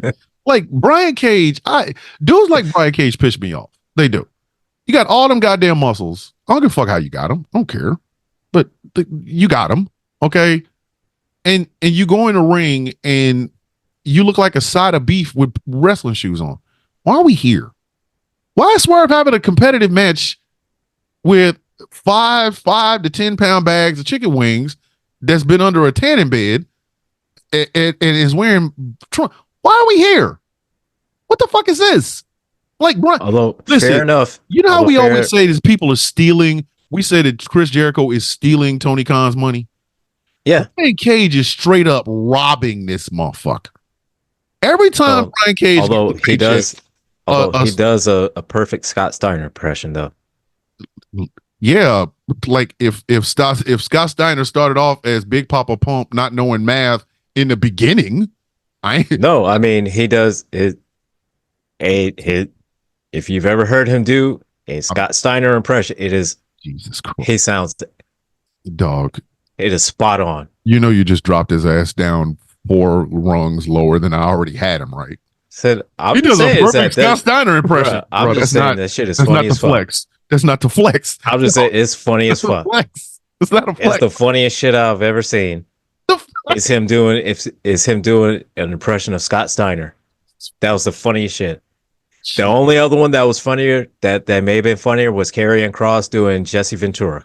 Now, yes. Now, Karrion Kross pulls off Jesse Ventura way too goddamn well. Like, that's scary how well he does it. But Brian Cage pulling off a Scott Steiner, of course he does. Of course he does. Like, at some point, the Roy, them firing them Roys make you sound like Scott Steiner. Like, Brian Cage is robbing. Every time it's like It's a Wonderful Life. Every time Brian Cage gets a check from a wrestling company, an angel loses his wings and fall out of the sky. Like just up there chilling. Hi, I'm an angel. Brian Cage must have got another check from AEW. What are we doing right now? Like, come on, man. Come on. Like, come on. But see, here's the thing, and then he's got the face. He's got to take that shit off. I would say Brian Cage has got a good look. I'm gonna let you, dog. I'm gonna let you out there, hang out there by your damn self. I'm gonna let you. Oh, I would say he has a good look. His skills, they're okay. Whoa, it's not a good look. Brian Cage is just swole, man. That's it. What is his shape? Swole. No, but see, here's the thing. Not even swole. He just swole. The meat part. Yes, he exactly. He beat another motherfucker his size for him to be look here. Meat. He is swole. And what do you think Black Lesnar is? Listen, Obafemi shit comes from fruits and berries. Fuck you, okay? I will not believe that motherfucker did not come from the Jabari tribe until he tells me. No, I mean, you say is that fucking Jabari tribe. See, hey, like he's the only one that's swole, bro. No. Listen, he's the only one that's swole. Black Lesnar shit comes from straight melanin in Africa. Fucking Brian Cage shit come like he isn't even. He's like the super, we all know. Like the super soldier that didn't work. So like, no, I know his shit comes from. I know his shit comes from a jar. Yeah, okay, but here's I know Brian Cage's shit comes from a jar. Okay, I know that. A needle, a jar, but he looks like he looks like the super soldier. Like they had one more vial of super soldier. Yeah. Steve Rogers. Well, see, here's the thing. I know he looks like he overdosed on super soldier serum. We all know that. All know he looks like he overdosed on. He looked like he ate the super soldier. It does. That motherfucker look like he's. Yeah. Like you know what I mean? Like he the super soldier. I heard they taste like chicken. This motherfucker, come on, man. But I will say this. And the AEW World Heavyweight Champion had a goddamn competitive. He's a good block of bologna meat. So no, he's a good Barry Horowitz for AEW.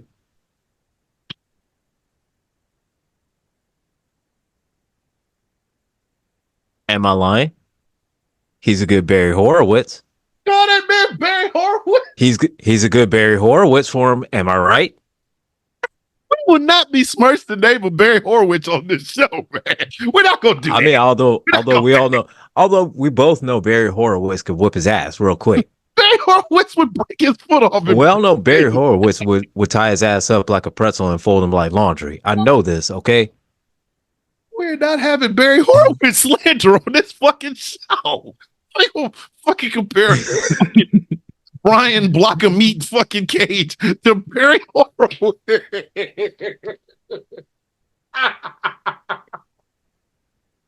Barry Horowitz is a goddamn national treasure, bro. I ain't playing with you. Okay, all right. Oh, Jesus. All right, bad. All right. Let's just say he's a Sergeant Buddy Lee Parker Okay, I give you of that. AEW. He's a Barry Sergeant Buddy Lee Parker. All right. I know Barry Horowitz is probably someplace listening to go, the fuck made you put that in the verse? How'd I get strays? The fuck is this? I thought you guys liked me. Like Barry Horowitz Barry probably heard this and say, "What the hell, man? The fuck? How you What put the me hell, in the middle of man?" this shit? And then Barry Horowitz is probably Like it's bad enough Jerry Lawler did this shit to me now. he's probably looking up who the fuck goddamn Brian Cage is. He's like, how the fuck you compare me to this motherfucker? How did I get compared to this motherfucker? Fucking side of ham. Like, you know how ham comes in a certain look? Fucking Brian Cage is like ham, just a block of ham. Like, just like a side of ham. Like the pig head, like they cut the pig off. There was two sides of them. They got bacon and whatever the fuck on one side. And they just got pure ham from the other. He is just ham.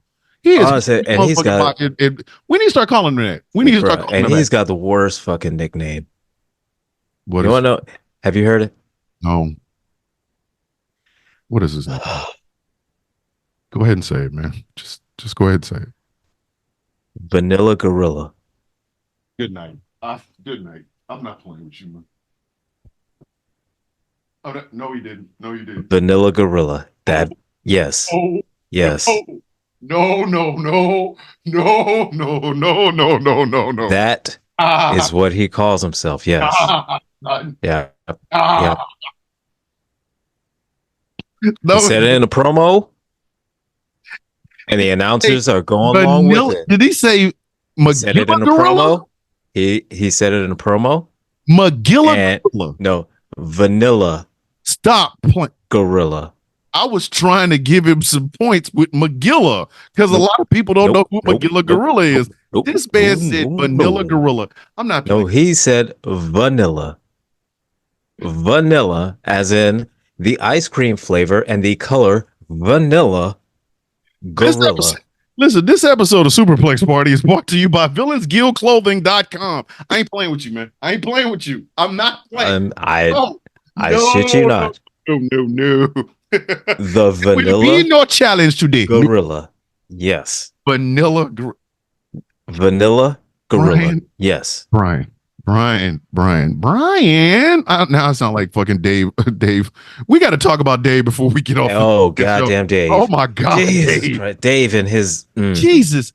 And his shit. I've never seen anybody turn themselves into a crunchy fucking Domino's garlic knot over AEW. You know what? We're going to talk about it in a minute, but hey, Brian. Oh, we're going to get to it because, I mean, Dave's involved in this whole shit too because it seemed like no matter if it's in AEW, they can't do any wrong. It can't do any wrong. And now fucking and who is it? Brian Alvarez is saying is like, hey, Dave. He's like, no, I wish we could play parts of that. Well, I mean, he was saying is that, hey, how the fuck is Serena both a baby face and a heel? How the fuck is Storm both a heel and a baby face? Why are they like, how are these week? Why the fuck is and why are these things going on? Why are they not clear and defined? And Dave's only argument is that, well, you got to watch the show, and we don't, Dave. God damn it, Dave. You have to keep up with it. And it's like, no, Dave. If I have to keep up with it, it's not something I need to watch. Like, if I have to watch every show, TV show Dark is because I couldn't keep up with it. I was like, okay, enough. You done gone forward to fuck your mother to come back to be your son. I'm good. I don't know what's going on. I'm done. I'm not playing anymore. If I literally have to watch every show just in order to figure out who's the baby face, who's the heel, what's going on, what title is man. No. I can't play with you. If I can't do like how in WWE or whatever, I could just say, if I happen to miss a week or 2 weeks or 3 weeks, I could at least, okay, I know what the fuck is going on. I know what's happening. I know what's going on. I know who's the heel, who's the baby face, or something like that. And if something I miss, guess what? They'll recap it.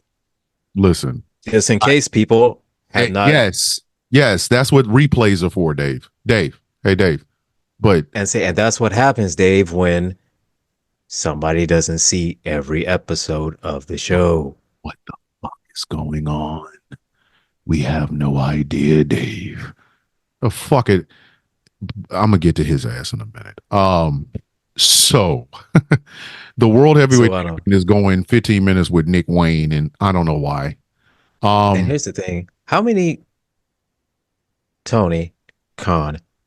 You need to figure out what world title you're actually going to push as your main world title. If I was if I was New Japan, Forbidden Door would be the ass whooping.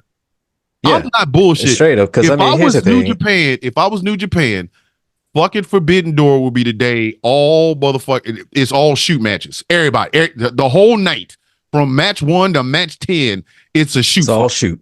All of them shoots. Everybody getting kicked in their face. If you work for AEW, you getting fucked up. That's that. How in the fuck are you gonna turn the prestigious IWGP World Heavyweight title into the primary main title on another fucking show, as if they're your feeder system? Listen, it couldn't be me. That's all I'm gonna say. And see, here's the thing. It could not be me. If I was New Japan, and they go, oh, we're gonna do Forbidden Door. No, we're going to keep the door down. I would listen. I would. See, and here's the thing: everybody would get kicked in their fucking face. Everybody. And it's like this. All right. Which title is his world title? Is it AEW or Ring of Honor, or is it the IWGP? Which one is it? Why is it that you're so hot to suck off Will Ospreay, yet he's going for the Continental Breakfast title that Roderick Strong, who should be challenging for the world title, by the way, is walking around in his ways with? Like, or is that, which one is the Continental? He's walking around with the AMP, whatever the fuck. He's got the Pacific Atlantic, all the Mediterranean. He's got the inner global shit, whatever the fuck. Honestly, I think going for that title. I think that he and not Shapoopy. Shibata. No, not Shibata. The other one. Which one? The continent champion. The Drain Maker. Oh, the Drain Maker. Cody. Cody. Yeah, that's it. That motherfucker. Okada. For anybody that. Yeah. If you don't watch fucking Jim Cornette, you won't know why we keep calling that motherfucker Cody. Because he's starting to look a lot more like Cody. He looks like Japanese Cody. Like, he really does. So all he needs that's why I called him Cody. But it would be they need to have a unification match for that title and just make one mid-card title. Jesus Christ. And are they averted to make it a goddamn Intercontinental title? It's not like, I don't know, because I mean, New Japan has an Intercontinental title. Why the fuck can't AEW? You gotta have. It's almost like they have two of them, because it's like they've got the international one and the continent. I keep. They got a continent, and then they got some water. The continental, you don't put the fucking things together. Yeah, just have a unification match, and then just say, hey, we have our new Intercontinental champion. Like, what the fuck kind of shit is that? Like, again, I mean, it's not like you're gonna get sued for it. If I was New Japan, I would beat I would be coming over on the plane thinking shoot. Like, I would be saying shoot in Japanese to every wrestler we have on the goddamn roster. And I would have all of them believe, oh, we're going to have some competitive matches for Forbidden Door, and it's going to be great. And the whole time I'd be telling everybody, shoot. No, I'm going to put it like this, man. And their first lockup, I would throw their ass right down on the ground and start beating the shit out of their ass. This shit would look like a Red Wedding. Forbidden Door for me, until then, the second that you would hear Wild Thing, it would just Moxley just being rushed by by everybody from IWGP until I'm trying to tell you, everybody he just get rushed and just get beat down every week until he loses that title to somebody in IWGP. Dog, there's no I would be thinking a red wedding. Y'all thinking Forbidden Door, bitch. When we open the door, it's gonna be a lot of blood. It would be it would be the wrestling red wedding. But because by the time the end of that night is over with, everybody from AEW would be bleeding or hurt or have some shit broken or some teeth missing in some fucking way. Ain't no way in hell you gonna make our heavyweight champion your goddamn your main event. Yeah, your main event. Like, our champion be your main event. Like, no, fuck no. No. No. And then I'd shut that goddamn door and be like, hey, we're gonna call WWE in the morning. We're gonna see if they want to do a Forbidden Door with us, because we not fucking with y'all. We are not fucking with y'all. They are using the IWGP heavyweight championship that's been held around the waist of some of the greatest goddamn wrestlers of all time. They're using that shit like a door stopper. I'd beat the listen. They would love it. They would have the time of their goddamn life, because I'd beat the brakes off their motherfucking ass. It would be a shoot match every goddamn match. I don't give a fuck what it's for. Orange Cassidy versus some other Japanese wrestler. Why the fuck is he doing a goddamn tombstone pile driver from the top rope and he didn't block his head? Y'all would be bringing in motherfuckers. Man, I'm telling you, it would be the fucking red wedding. It would. And then I say Orange Cassidy. That's another one that's a ratings just. Oh my god, that's a rating sinker. Listen, Orange Cassidy is gonna have a match at their next pay-per-view with Trent Beretta. And I couldn't give less of a fuck if I tried.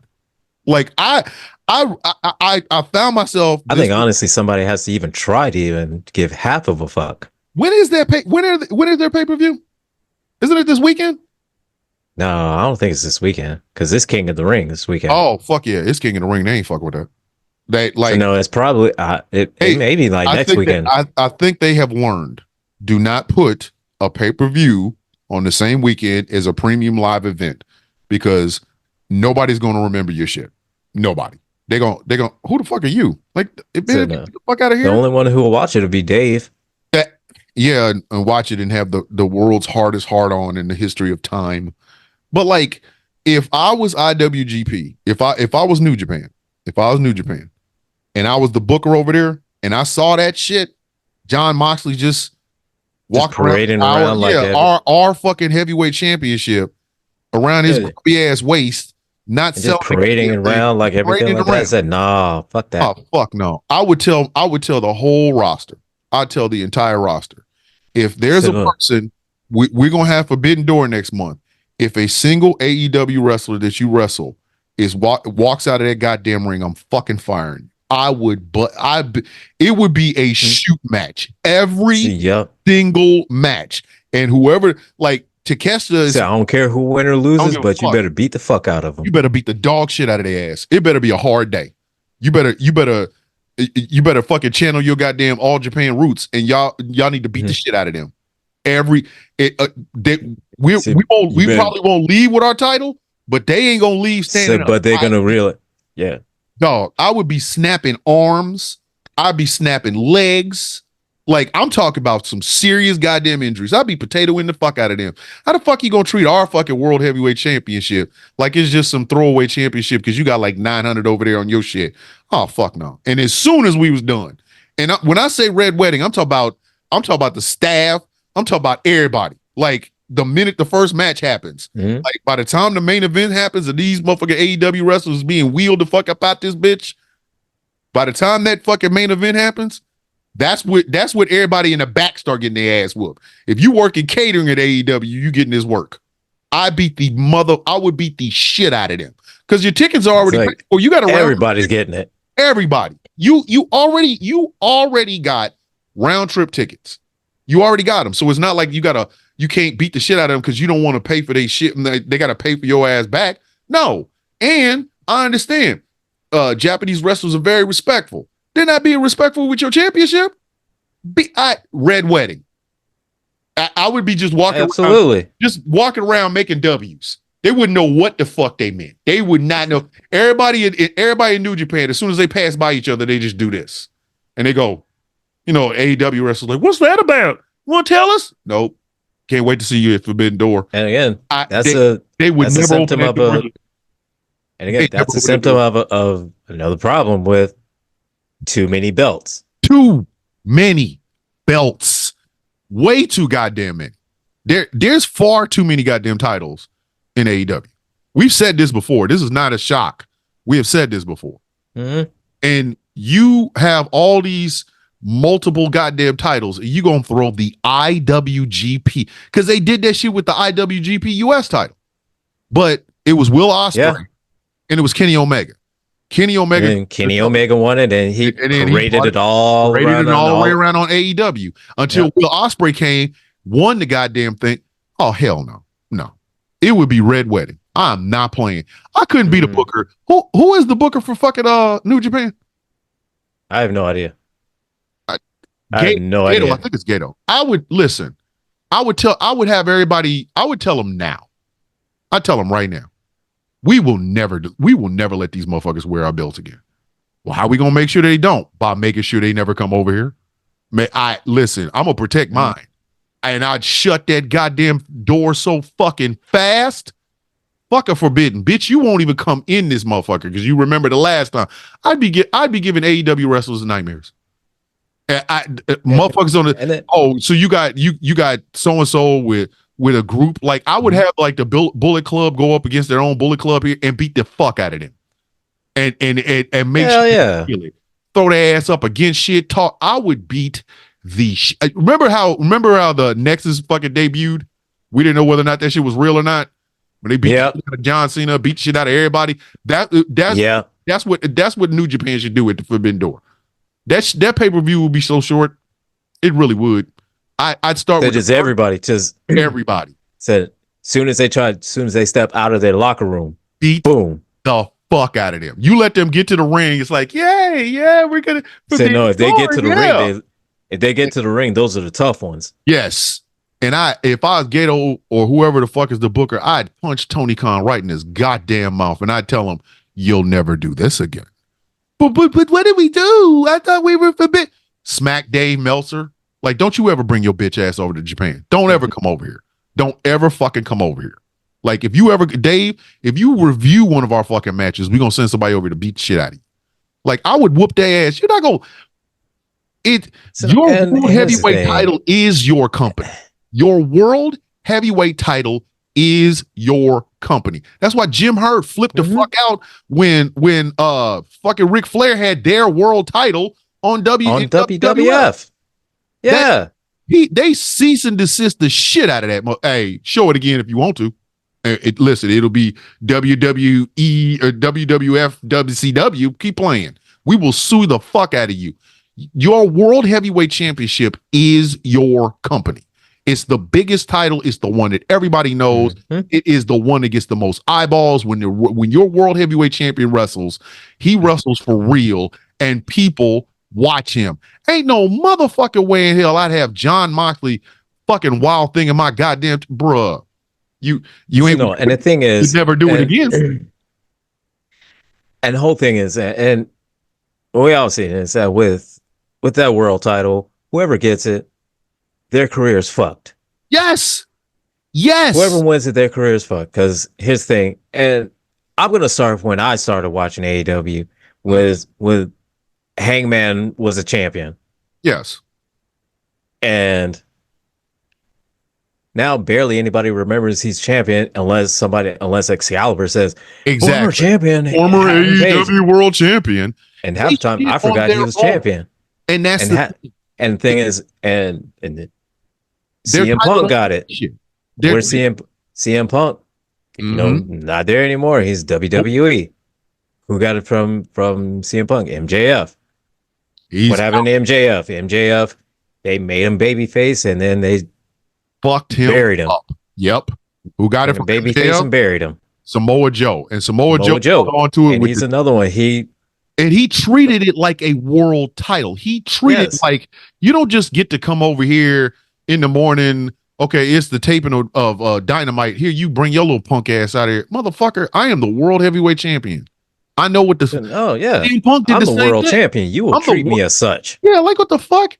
But Say, who the fuck do you think you are to treat me like I'm a intercontinental champion? When exactly, I'm the world champ. Who the fuck are you? What the fuck? Yeah. But when you debase your fucking title so goddamn much, every title in your company, when you debase the world heavyweight championship of your company, every title suffers. The reason WWE can get away with having dual world champions on two different shows is because they never interact with each other, except for shit like Survivor Series. That's it. So Damian Priest has the prestige of a brand new world heavyweight title that has only been held by two other people, right? Fucking Cody Rhodes is walking around with the linear undisputed world heavyweight title that's been held multiple times by people like fucking Hulk Hogan, Ric Flair, Shawn Michaels, Bret Hart. You know what I'm saying? And they have lineages. You're not going to see Cody Rhodes in a garbage ass match next to a fucking bag of fucking side of meat for 15 goddamn minutes. No, when your world title, your world heavyweight champion is wrestling, that's a big deal. That's a main event. Yeah. If he isn't a your world champion is the reason why everybody is there. Yes. It's the same thing with AEW women's title. Like Tony Storm has it. Okay. Tony Storm has a gimmick. I get that. That's fine. Whatever. But what is she? What actually like big rivalry is she been in? I mean, none. Like when Britt Baker had the world women's title, she made something out of that shit. Like when Britt Baker came out to say something to you, God damn it. This is the world. Yeah, everybody. This is the world champion talking. When Nyla Rose had it, Nyla Rose was this monster. She just went through tearing up shit. When Riho had it, it was like and Riho was the first. We was like, "Are you fucking with me right now? This is you are a brand new company, and you put it on somebody that my granddaughter, my fucking oldest granddaughter is bigger than her. The fuck are you doing?" And what AEW managed to do is they managed to trick New Japan into believing that same bullshit. There's no motherfucking way. Do you understand? The IWGP title has been held by Shinsuke Nakamura. It's been held by fucking goddamn, what is his fucking name? Brock Lesnar has held the IWGP title. AJ Styles. Didn't fucking Prince Devitt win it too? No, Prince Devitt didn't. Prince Devitt, maybe he did. No, I don't think Nick Nemeth. He won the title. Yeah, like Nick Nemeth has won the fucking IWGP World Heavyweight title. This is a fucking prestigious ass belt. I have a copy of the old one. You had fucking Okada walking around with this bitch for years. Tanahashi has wore it. Fucking goddamn, I can't think of his name. The one that does the thing with the eye. God damn it. He does the Destino. I can't think of his goddamn name right now. But prestigious Japanese and American champions. And then you put it on John fucking Moxley, who, first off, John Moxley is a one-trick pony, and that pony has been waiting to go to the glue factory for many years. Like, it's not even like it. Like, 'cause it's a no-sell pony. It really is. That pony don't do no tricks. It just goes around in a circle looking at you funny. You'd be like, "Hey, pony, do a trick." Fuck you, bitch. Like John Moxley. John Moxley is a good wrestler if you have no standards. He's the best wrestler for blind people or some shit. I said it. He is a hit amongst the hearing impaired community because you can't hear him say shit. He's a hit amongst the blind. He's a hit amongst the blind because they can't see his matches. See his motherfucking ass. Like, seriously.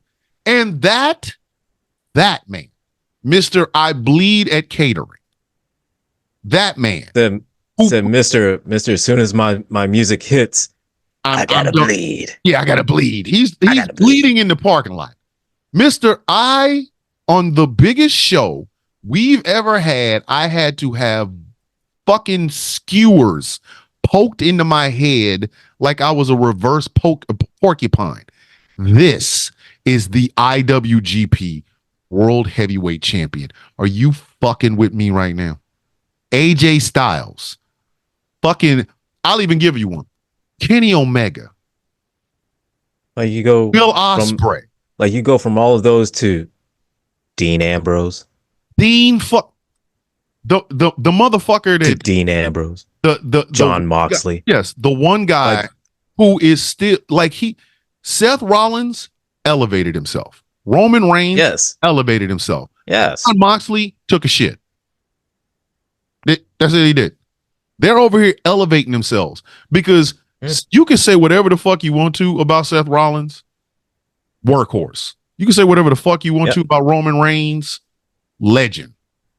John Moxley, he's there. He's the guy that bags groceries Monday through Friday, and then on Saturday he goes into a field someplace with a made up ring with hay bales and stabs himself in the face by on purpose when people ain't supposed to be watching. Like, what are we doing right now?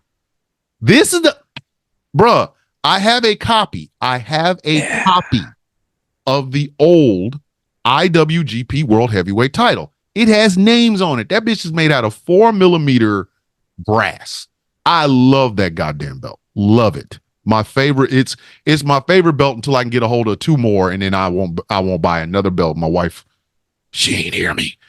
But the reason I wanted that version of that belt was because of how prestigious it is. I looked at Okada when he was wearing it, had all the names on the side, and I'm going, God damn, this bitch goes back.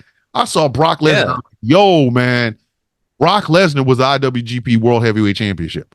Brock Lesnar to John Mox. I don't even want to play no more. Like, are you fucking with me right now? And this is indicative of what the fuck is going wrong with AEW. Like, we have to talk about it. I'm sorry. The fucking Bucks still sucks. Like, they suck. And then I want to know how many AEW fans are clamoring for more of Jack Perry. And apparently it seems like old Uncle Dave is involved in one of their that whole little thing that they're doing. Dave Meltzer said that Kenny Omega and Will Ospreay are setting up for a match later on based on his 5-star ratings. Dave, it is time to hang it the fuck up. How does John Laurinaitis have more 5-star matches than Kurt fucking Angle? When that happened, because think about it, Laurinaitis got those goddamn 5-star matches before Kurt Angle got into professional wrestling. Kurt Angle's entire career happened, and not one of them. I thought right then and there, when you told me this a couple of weeks ago, I said, it's time for Dave to go. But now I want everybody to know what I'm about to say one more again, okay? Because I don't think y'all feel me. Dave Meltzer says that Kenny Omega and Will Ospreay are setting up for a match sometime after diverticulitis takes a divertic fuck off, because Dave Meltzer gave both of them so many stars.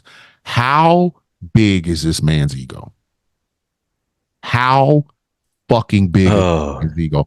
Do you understand? Well, here's the thing. Shit has to be being able to be seen by Saturn to say something. Yeah. Well, see, he's also said that people don't like AEW because they can't afford to watch it. I have cable and I don't watch it. I want you to listen. I pay for cable. I have all the channels. I got TBS. I got TNT.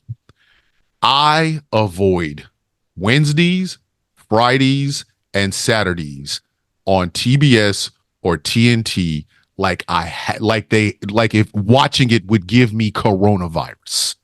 Okay, I avoid. The man you avoided like you owe it money. Yes. The only reason I even know about half the shit that AEW has going on is the man sitting next to me and clips on YouTube. I listen. You have and literally the only reason I'm watching is because I sit out here on Beyonce's internet that I would only watch AEW if Swerve Strickland was the champion. Yes, I had dog. I listen. The only way I would sit through and watch an episode of Dynamite is if you kidnap my family. I'm sorry. I can't. I cannot, because the Bucks make me want to beat the shit out of them. Okay. Here's some real factual fucking thinking. And I know a lot of people are going to be upset about it, but I don't care. The Young Bucks make me want to fuck them up. They do.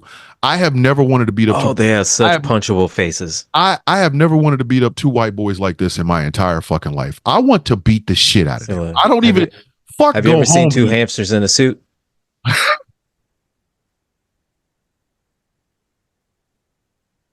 Tell me they don't look like hamsters. Tell me they don't look like, when they pissed off, they look like hamsters. And they look like two hamsters in suits. Tell me I'm lying. Tell me I'm motherfucking lying.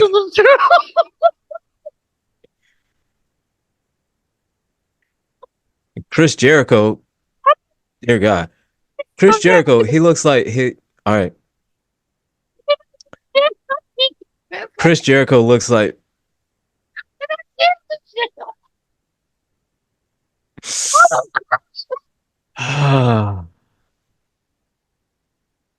Chris Jericho looks like he's trying to cosplay as Vince Neil.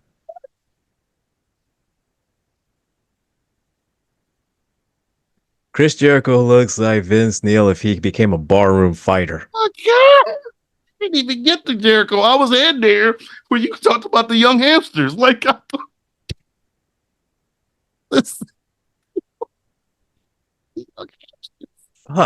They look like two fucking hamsters in suits, man. Young hamsters. Oh my God. Young hamsters.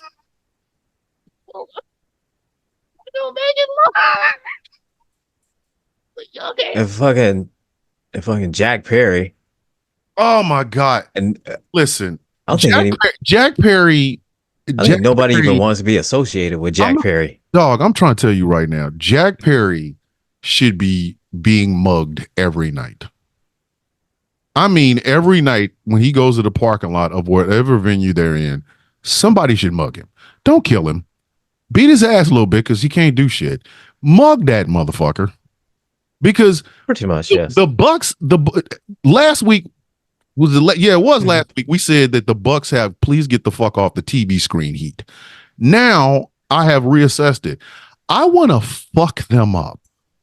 Like, I have never disliked two motherfuckers more in my entire adult life. I don't like them. They suck.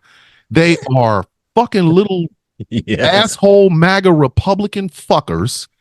And then they have the audacity to call themselves young. One of them has a bald spot bigger than mine, and they're younger than me. Okay, I embraced it and just shaved the shit to fuck off. Y'all are walking around here looking like young Hogan. One of y'all is walking. Yes. One of y'all are walking around here looking like young Hogan, and the other one has a mustache that makes me want to just rip it right off his fucking lip. Like, the Bucks have. When they get mad, they get the little thing on their face and they look like a fucking hamster. Oh my God, the Bucks don't. The Bucks have. I bet not see you outside with money in your pocket. Heat. That's what the fuck they have. Every week we gotta keep raising the heat level on these motherfuckers. Y'all have. I bet not catch you motherfuckers on payday. Last week is get the fuck off the screen heat. This week is I bet not catch your ass on payday. I bet not catch your ass outside. The Bucks have, we will rob you in a good neighborhood heat. But fuck. Said Bucks house, motherfucker, you better not go to your goddamn mailbox heat. That motherfucker, you better stay out of Applebee's heat. Your check better, Bitch, you better your check better be direct deposited heat. Said, bitch, you better get your shit delivered from Walmart heat.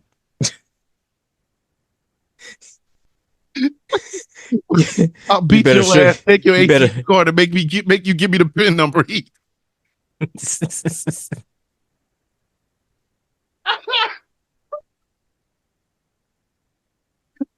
I got a little cousin that'll rob your ass heat. Yeah. Oh shit! Keep talking. I'm gonna let the homies roll up on you heat. They got that. They got that. I'm gonna let the air out of 3 of your tires. That way, you have to pay. You got to pay. Insurance won't cover it. Heat.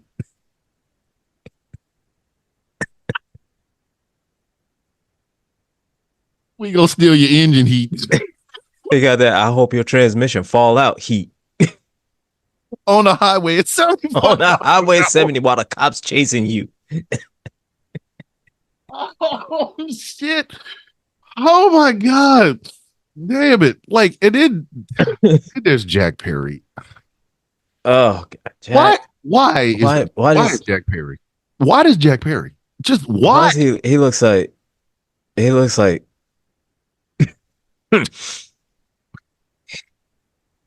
He looks like a homeless carrot top.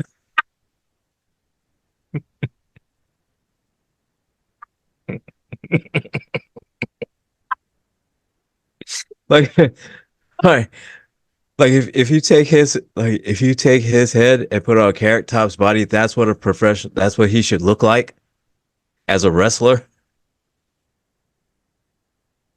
But he looks like old carrot top. Well, he really does. Fuck the scapegoat. He just looks like the goat. He looks like a goat. He just looks like a goat. I'm just goat. I'm a goat. I'm a fucking goat. Like he looks like a goat. He does. And he's Jack not a scapegoat. Really, he's just goat. He's just goat. The fucking is like not greatest of all time either. Like motherfucker. No, he's just like he's a barnyard animal.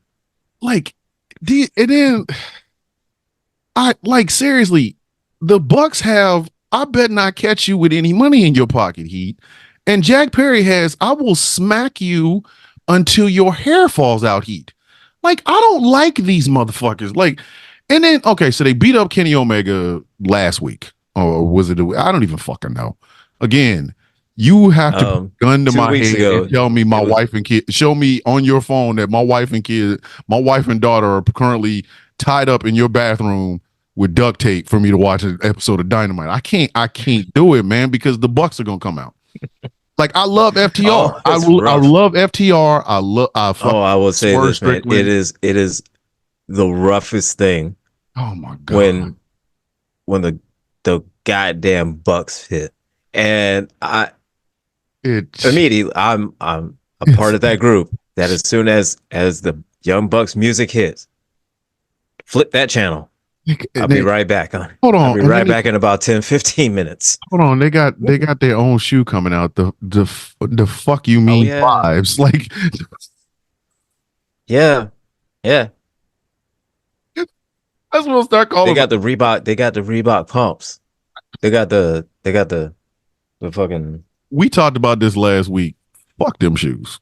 Like that's the sort of heat that the Bucks have. I beat your ass and take your shoes heat. Like, and I know I couldn't fit them because both of you motherfuckers is smaller than me. Like me and my my brother had a stroke. I have a fucked up shoulder and 2 bad knees. We would beat the brakes off the Bucks. I'm trying to tell you right now. Those motherfuckers are my size. All right. I'm saying. So they're I would catch them motherfuckers and beat the brakes off them. Like the fuck? Who are you talking? Man, if you get your little frail ass on some fucking word if I kick you in your fucking chest. Bitch, you can't Melsa driver me. I will throw your ass over this goddamn counter. Like so look, both of y'all. So look, both of you. So look here, both of them together to get you it get you up into it to do it, but I mean, They ain't gonna be it able would to take keep me up there. I'm both. 250 fucking pounds. Hey, look at, but it would take both of them to hold you there because it would take. They would need to have old Cody jump up so he could. Dog. And as soon as they pick me up for their bullshit, one of them falls. As soon as they motherfucker fall, I'm biting them right in their nuts. I'm sorry. You got to put my head down between your legs anyway. As soon as you pick me up and fall over, I'm biting you right in your nuts. And no, that is not gay. That's called survival. And no, it's not really called survival. I just don't want you to breed anymore. There, I said it. I'm snatching. I'm biting and snatching. Oh my God, the black guy's biting me in my nuts. Yes, I am. Yes. Like Jack, I just thought something. I just thought of something.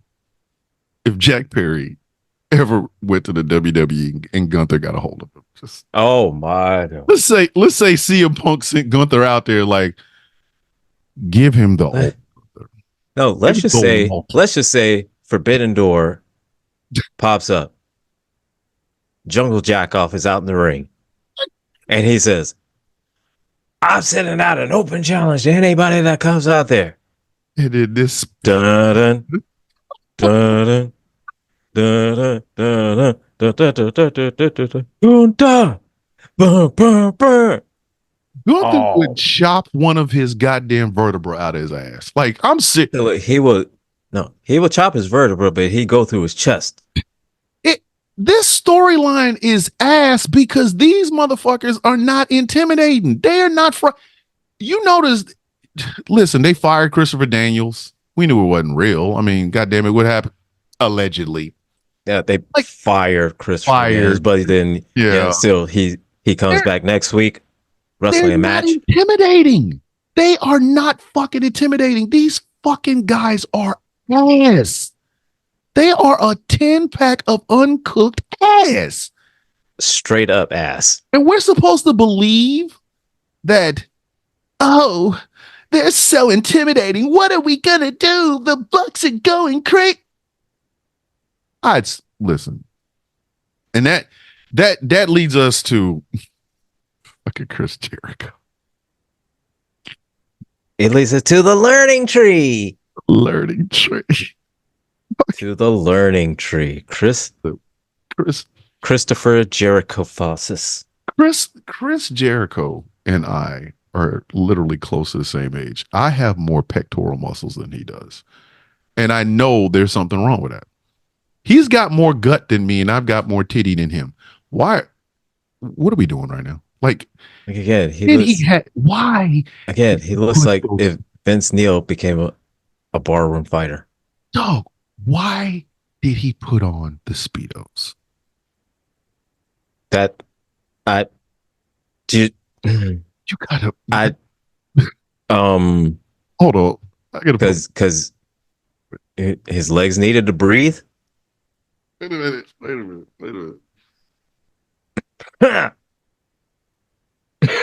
Understand something. Okay, when the hat comes on, the bullshit comes out. All right, let me help y'all understand something. If Chris Jericho don't take them goddamn booty cutter shorts off, okay, men in our 50s ain't supposed to wear that shit. I want y'all to please truly understand. At 50 years old, I know what my limitations are. My gut don't go out as much as my thing do, but I understand that I do have a gut. Chris Jericho is walking around here with concave titties, a gut, and then booty cutter short. This is why I keep the hat low. Like, fuck it though. Listen, Chris, put some fucking pants on. Put them on. If you don't stop fucking playing with us, dude, there's no reason for your 50-something-year-old ass to be out there in them goddamn shorts. And damn, you ain't got ass, you ain't got abs, you ain't got no reason to wear that shit. Take that shit off. You were embarrassing the rest of us 50-year-old men. Take that bullshit. Angry, you keep your shirt. Keep your shirt on, Chris. Keep your shirt on, Chris. Keep your shirt on. Put some pants on. But Angry, you in your 40s, right? That is correct. I just turned 47. You ain't walking around here with no goddamn booty cutter shorts on and no shirt.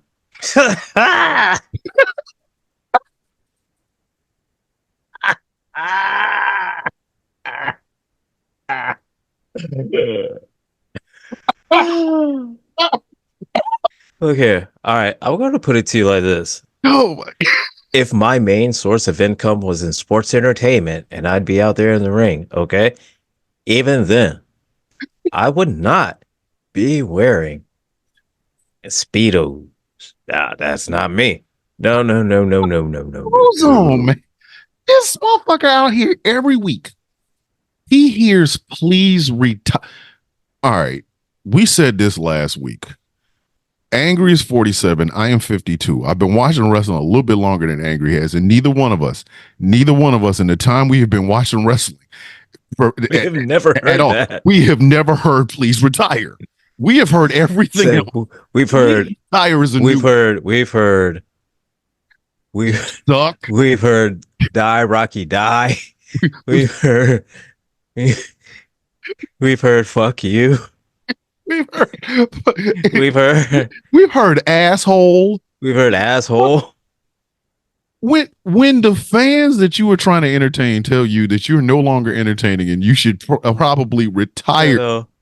And like, if they tell you, no, that if the fan base that is your fan base and that you're trying to entertain, they tell you not only they don't want to see you, like they don't even want you in the business altogether.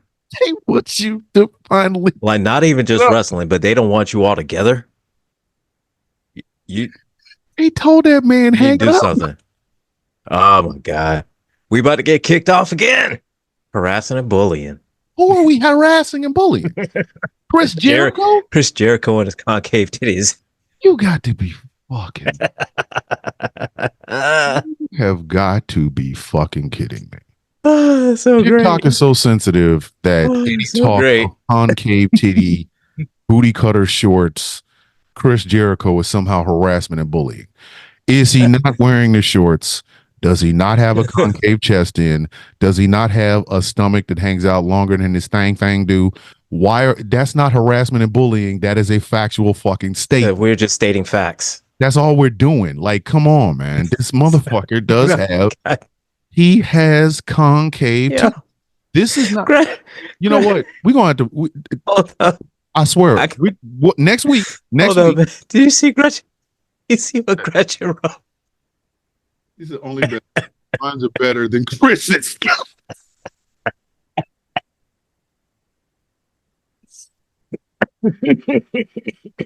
Gretchen is our sister and our friend, and we love and accept her for everything and everyone that she is. But she will tell you in a heartbeat, she spent 12 G's on her chest, and it does look better than Chris Jericho. She is our friend. And I'm saying this because she's our friend, but it's true. He fucking said it. Oh my gosh. That's the craziest part. And Chris Jericho, like, I just want to know, why did he put on them shorts? Why the booty cutter shorts? What was he thinking? I don't know. Has anybody asked him? I know nobody in AEW's asked him because he's there just for the goddamn money, but what were you thinking? Like, I know. And again, somebody looked at it and Dean at his wrestling outfit. Doesn't Dean Malenko work there? Isn't Dean Malenko still working there? I think so. You mean to tell me Dean Malenko hasn't pulled Chris to the side and said, take that shit off? I mean, you think Dean looked at him to the side, pulled him to the side and said, hey man, look here. I think you need to rethink that. But what concerns me is that he looked at that outfit, he picked it out, he picked the Speedos, and he looked at it and he said, yep. Rock shit. Yep. Yep. You hit it with the rock. And what even concerns me more is that somebody else looked at it and knowing full well they want to say, I think you need to rethink that. Hey, bro. Instead, they looked at it and go, that's not good. That's not good. Okay, Chris. Oh. Hold on. Somebody in the back looked at Chris Jericho in that shit and said, I see how you moving. So, okay. All right. I see you. Bro. I see you. Can you imagine somebody literally seeing him in that fucking outfit and see him and say, I see how you move.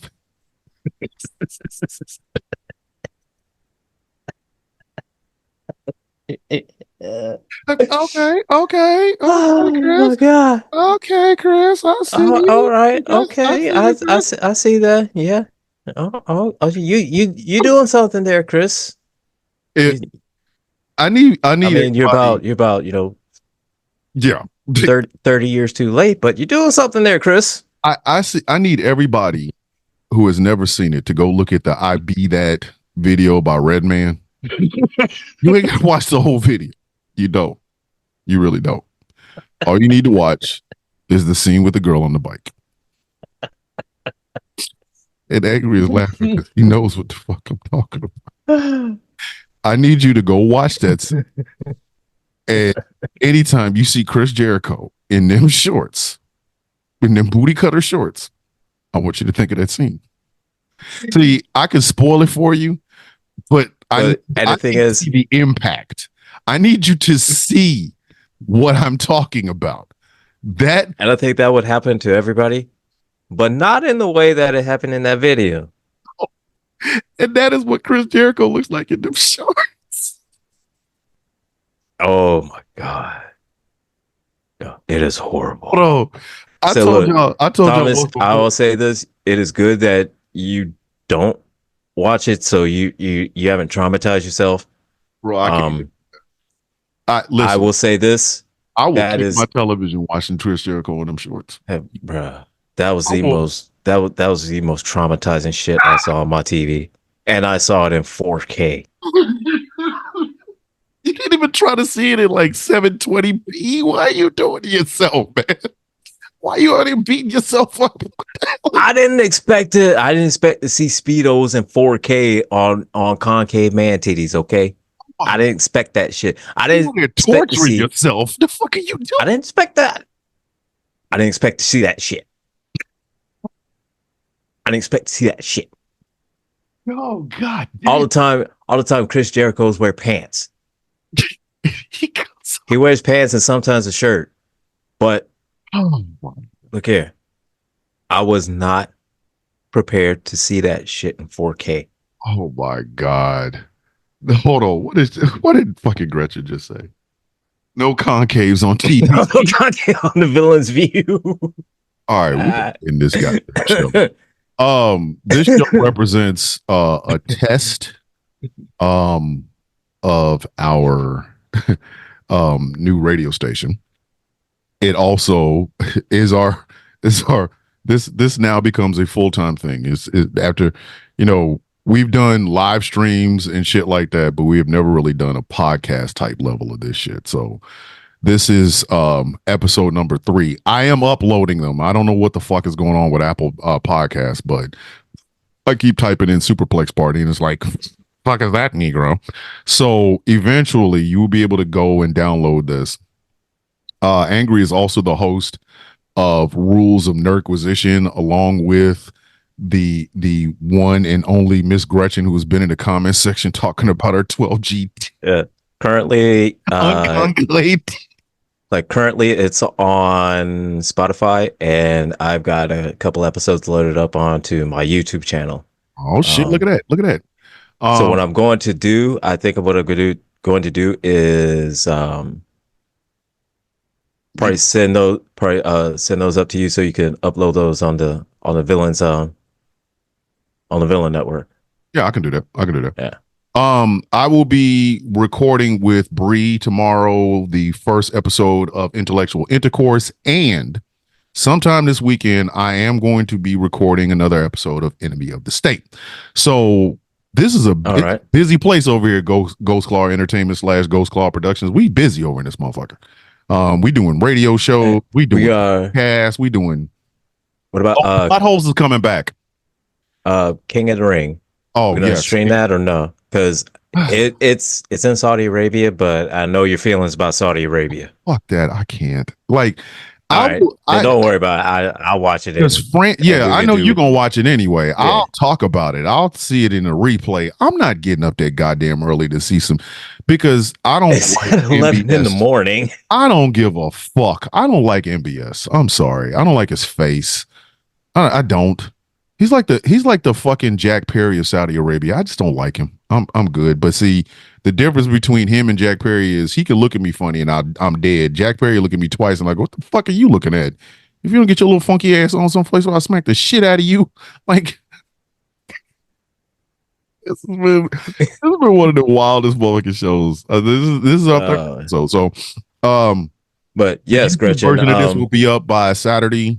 Yeah. But let Gretchen know, yes, Plot Holes is coming back.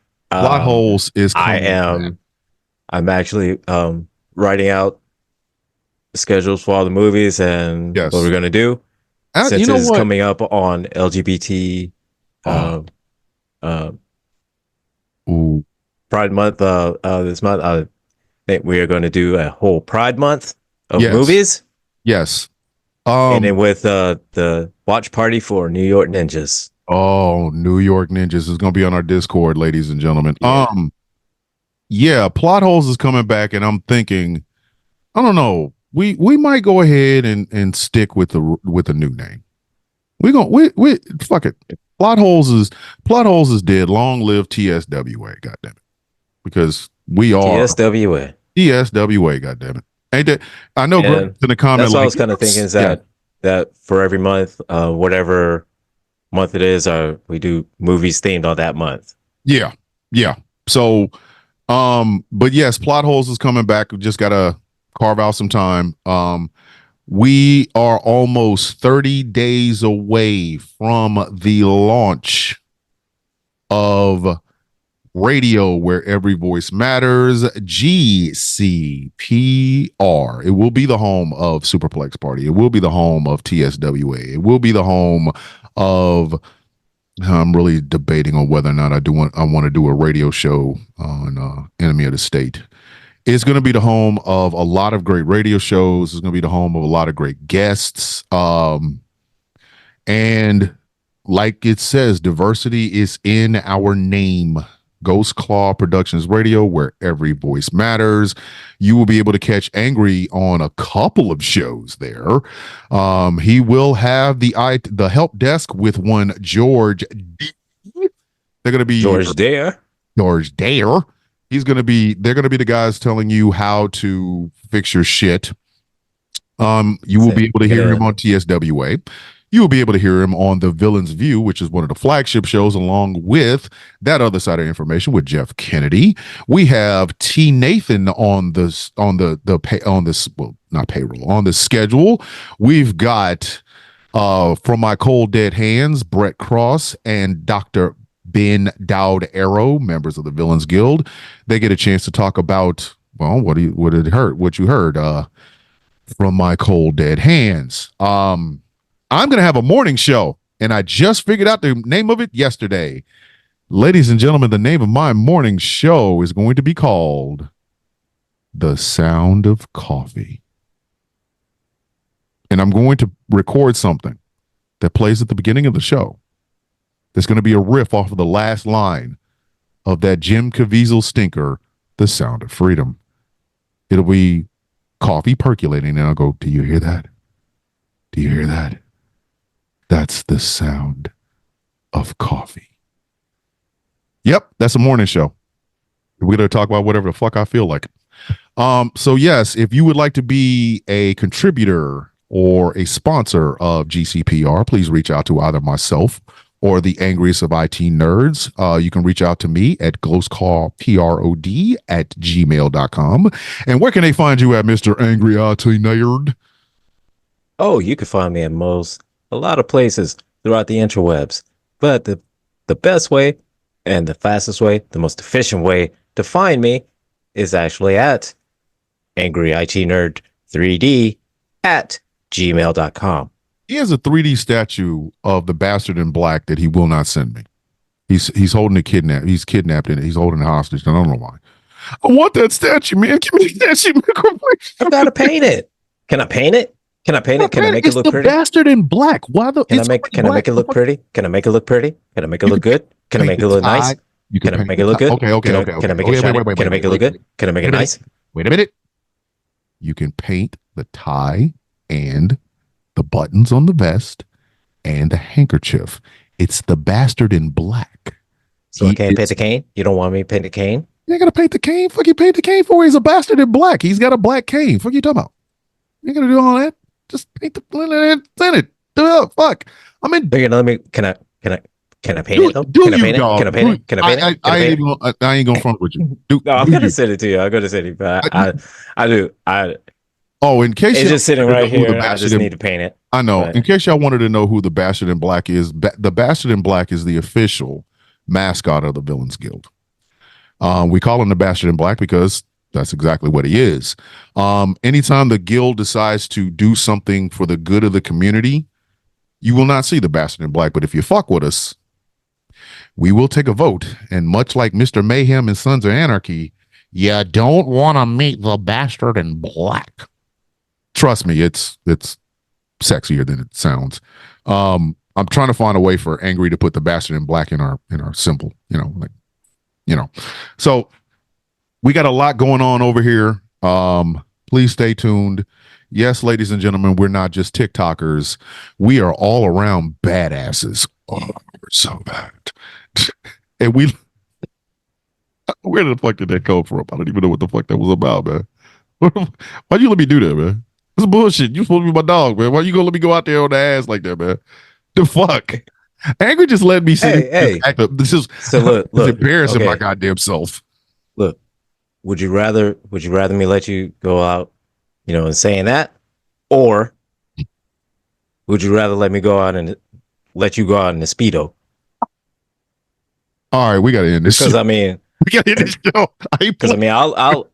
No, you will whatever not. you're gonna say. No, you will not. Whatever you're gonna say. Whatever you're gonna say. But if No. I see, You gonna let me out? if for whatever reason, hey, at we least happen to meet up at Myrtle Beach or something like that, and you walk out in a Speedo, I'm gonna say,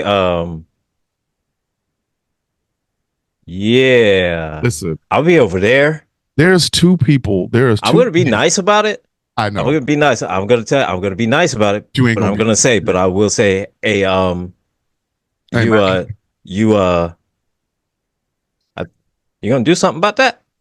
Listen, there are two men currently in my life right now who could tell me, hey, take that off.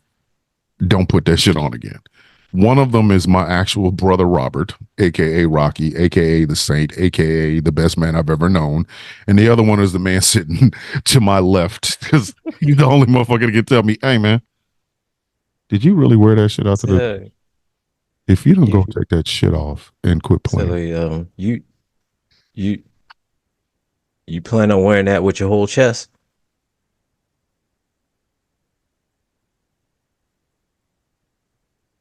We gotta end this. Like if I ask you, say you plan on wearing that with your whole chest? Really? You that's gonna be your indication. I think you need to take that shit off. All right, ladies and gentlemen, thank y'all so much for listening and watching the ravings of two wrestling maniacs as we talk wrestling shit, because that's what the fuck we do. My name is Thomas Bishop. I am known as a villain. I am this is the angriest IT nerd on the East Coast, aka the angry IT nerd. Thank y'all very much for listening. Thank y'all for watching. 1, 2, 3. The match is over, ladies and gentlemen. Good night. Love y'all. Acknowledge us. Acknowledge us.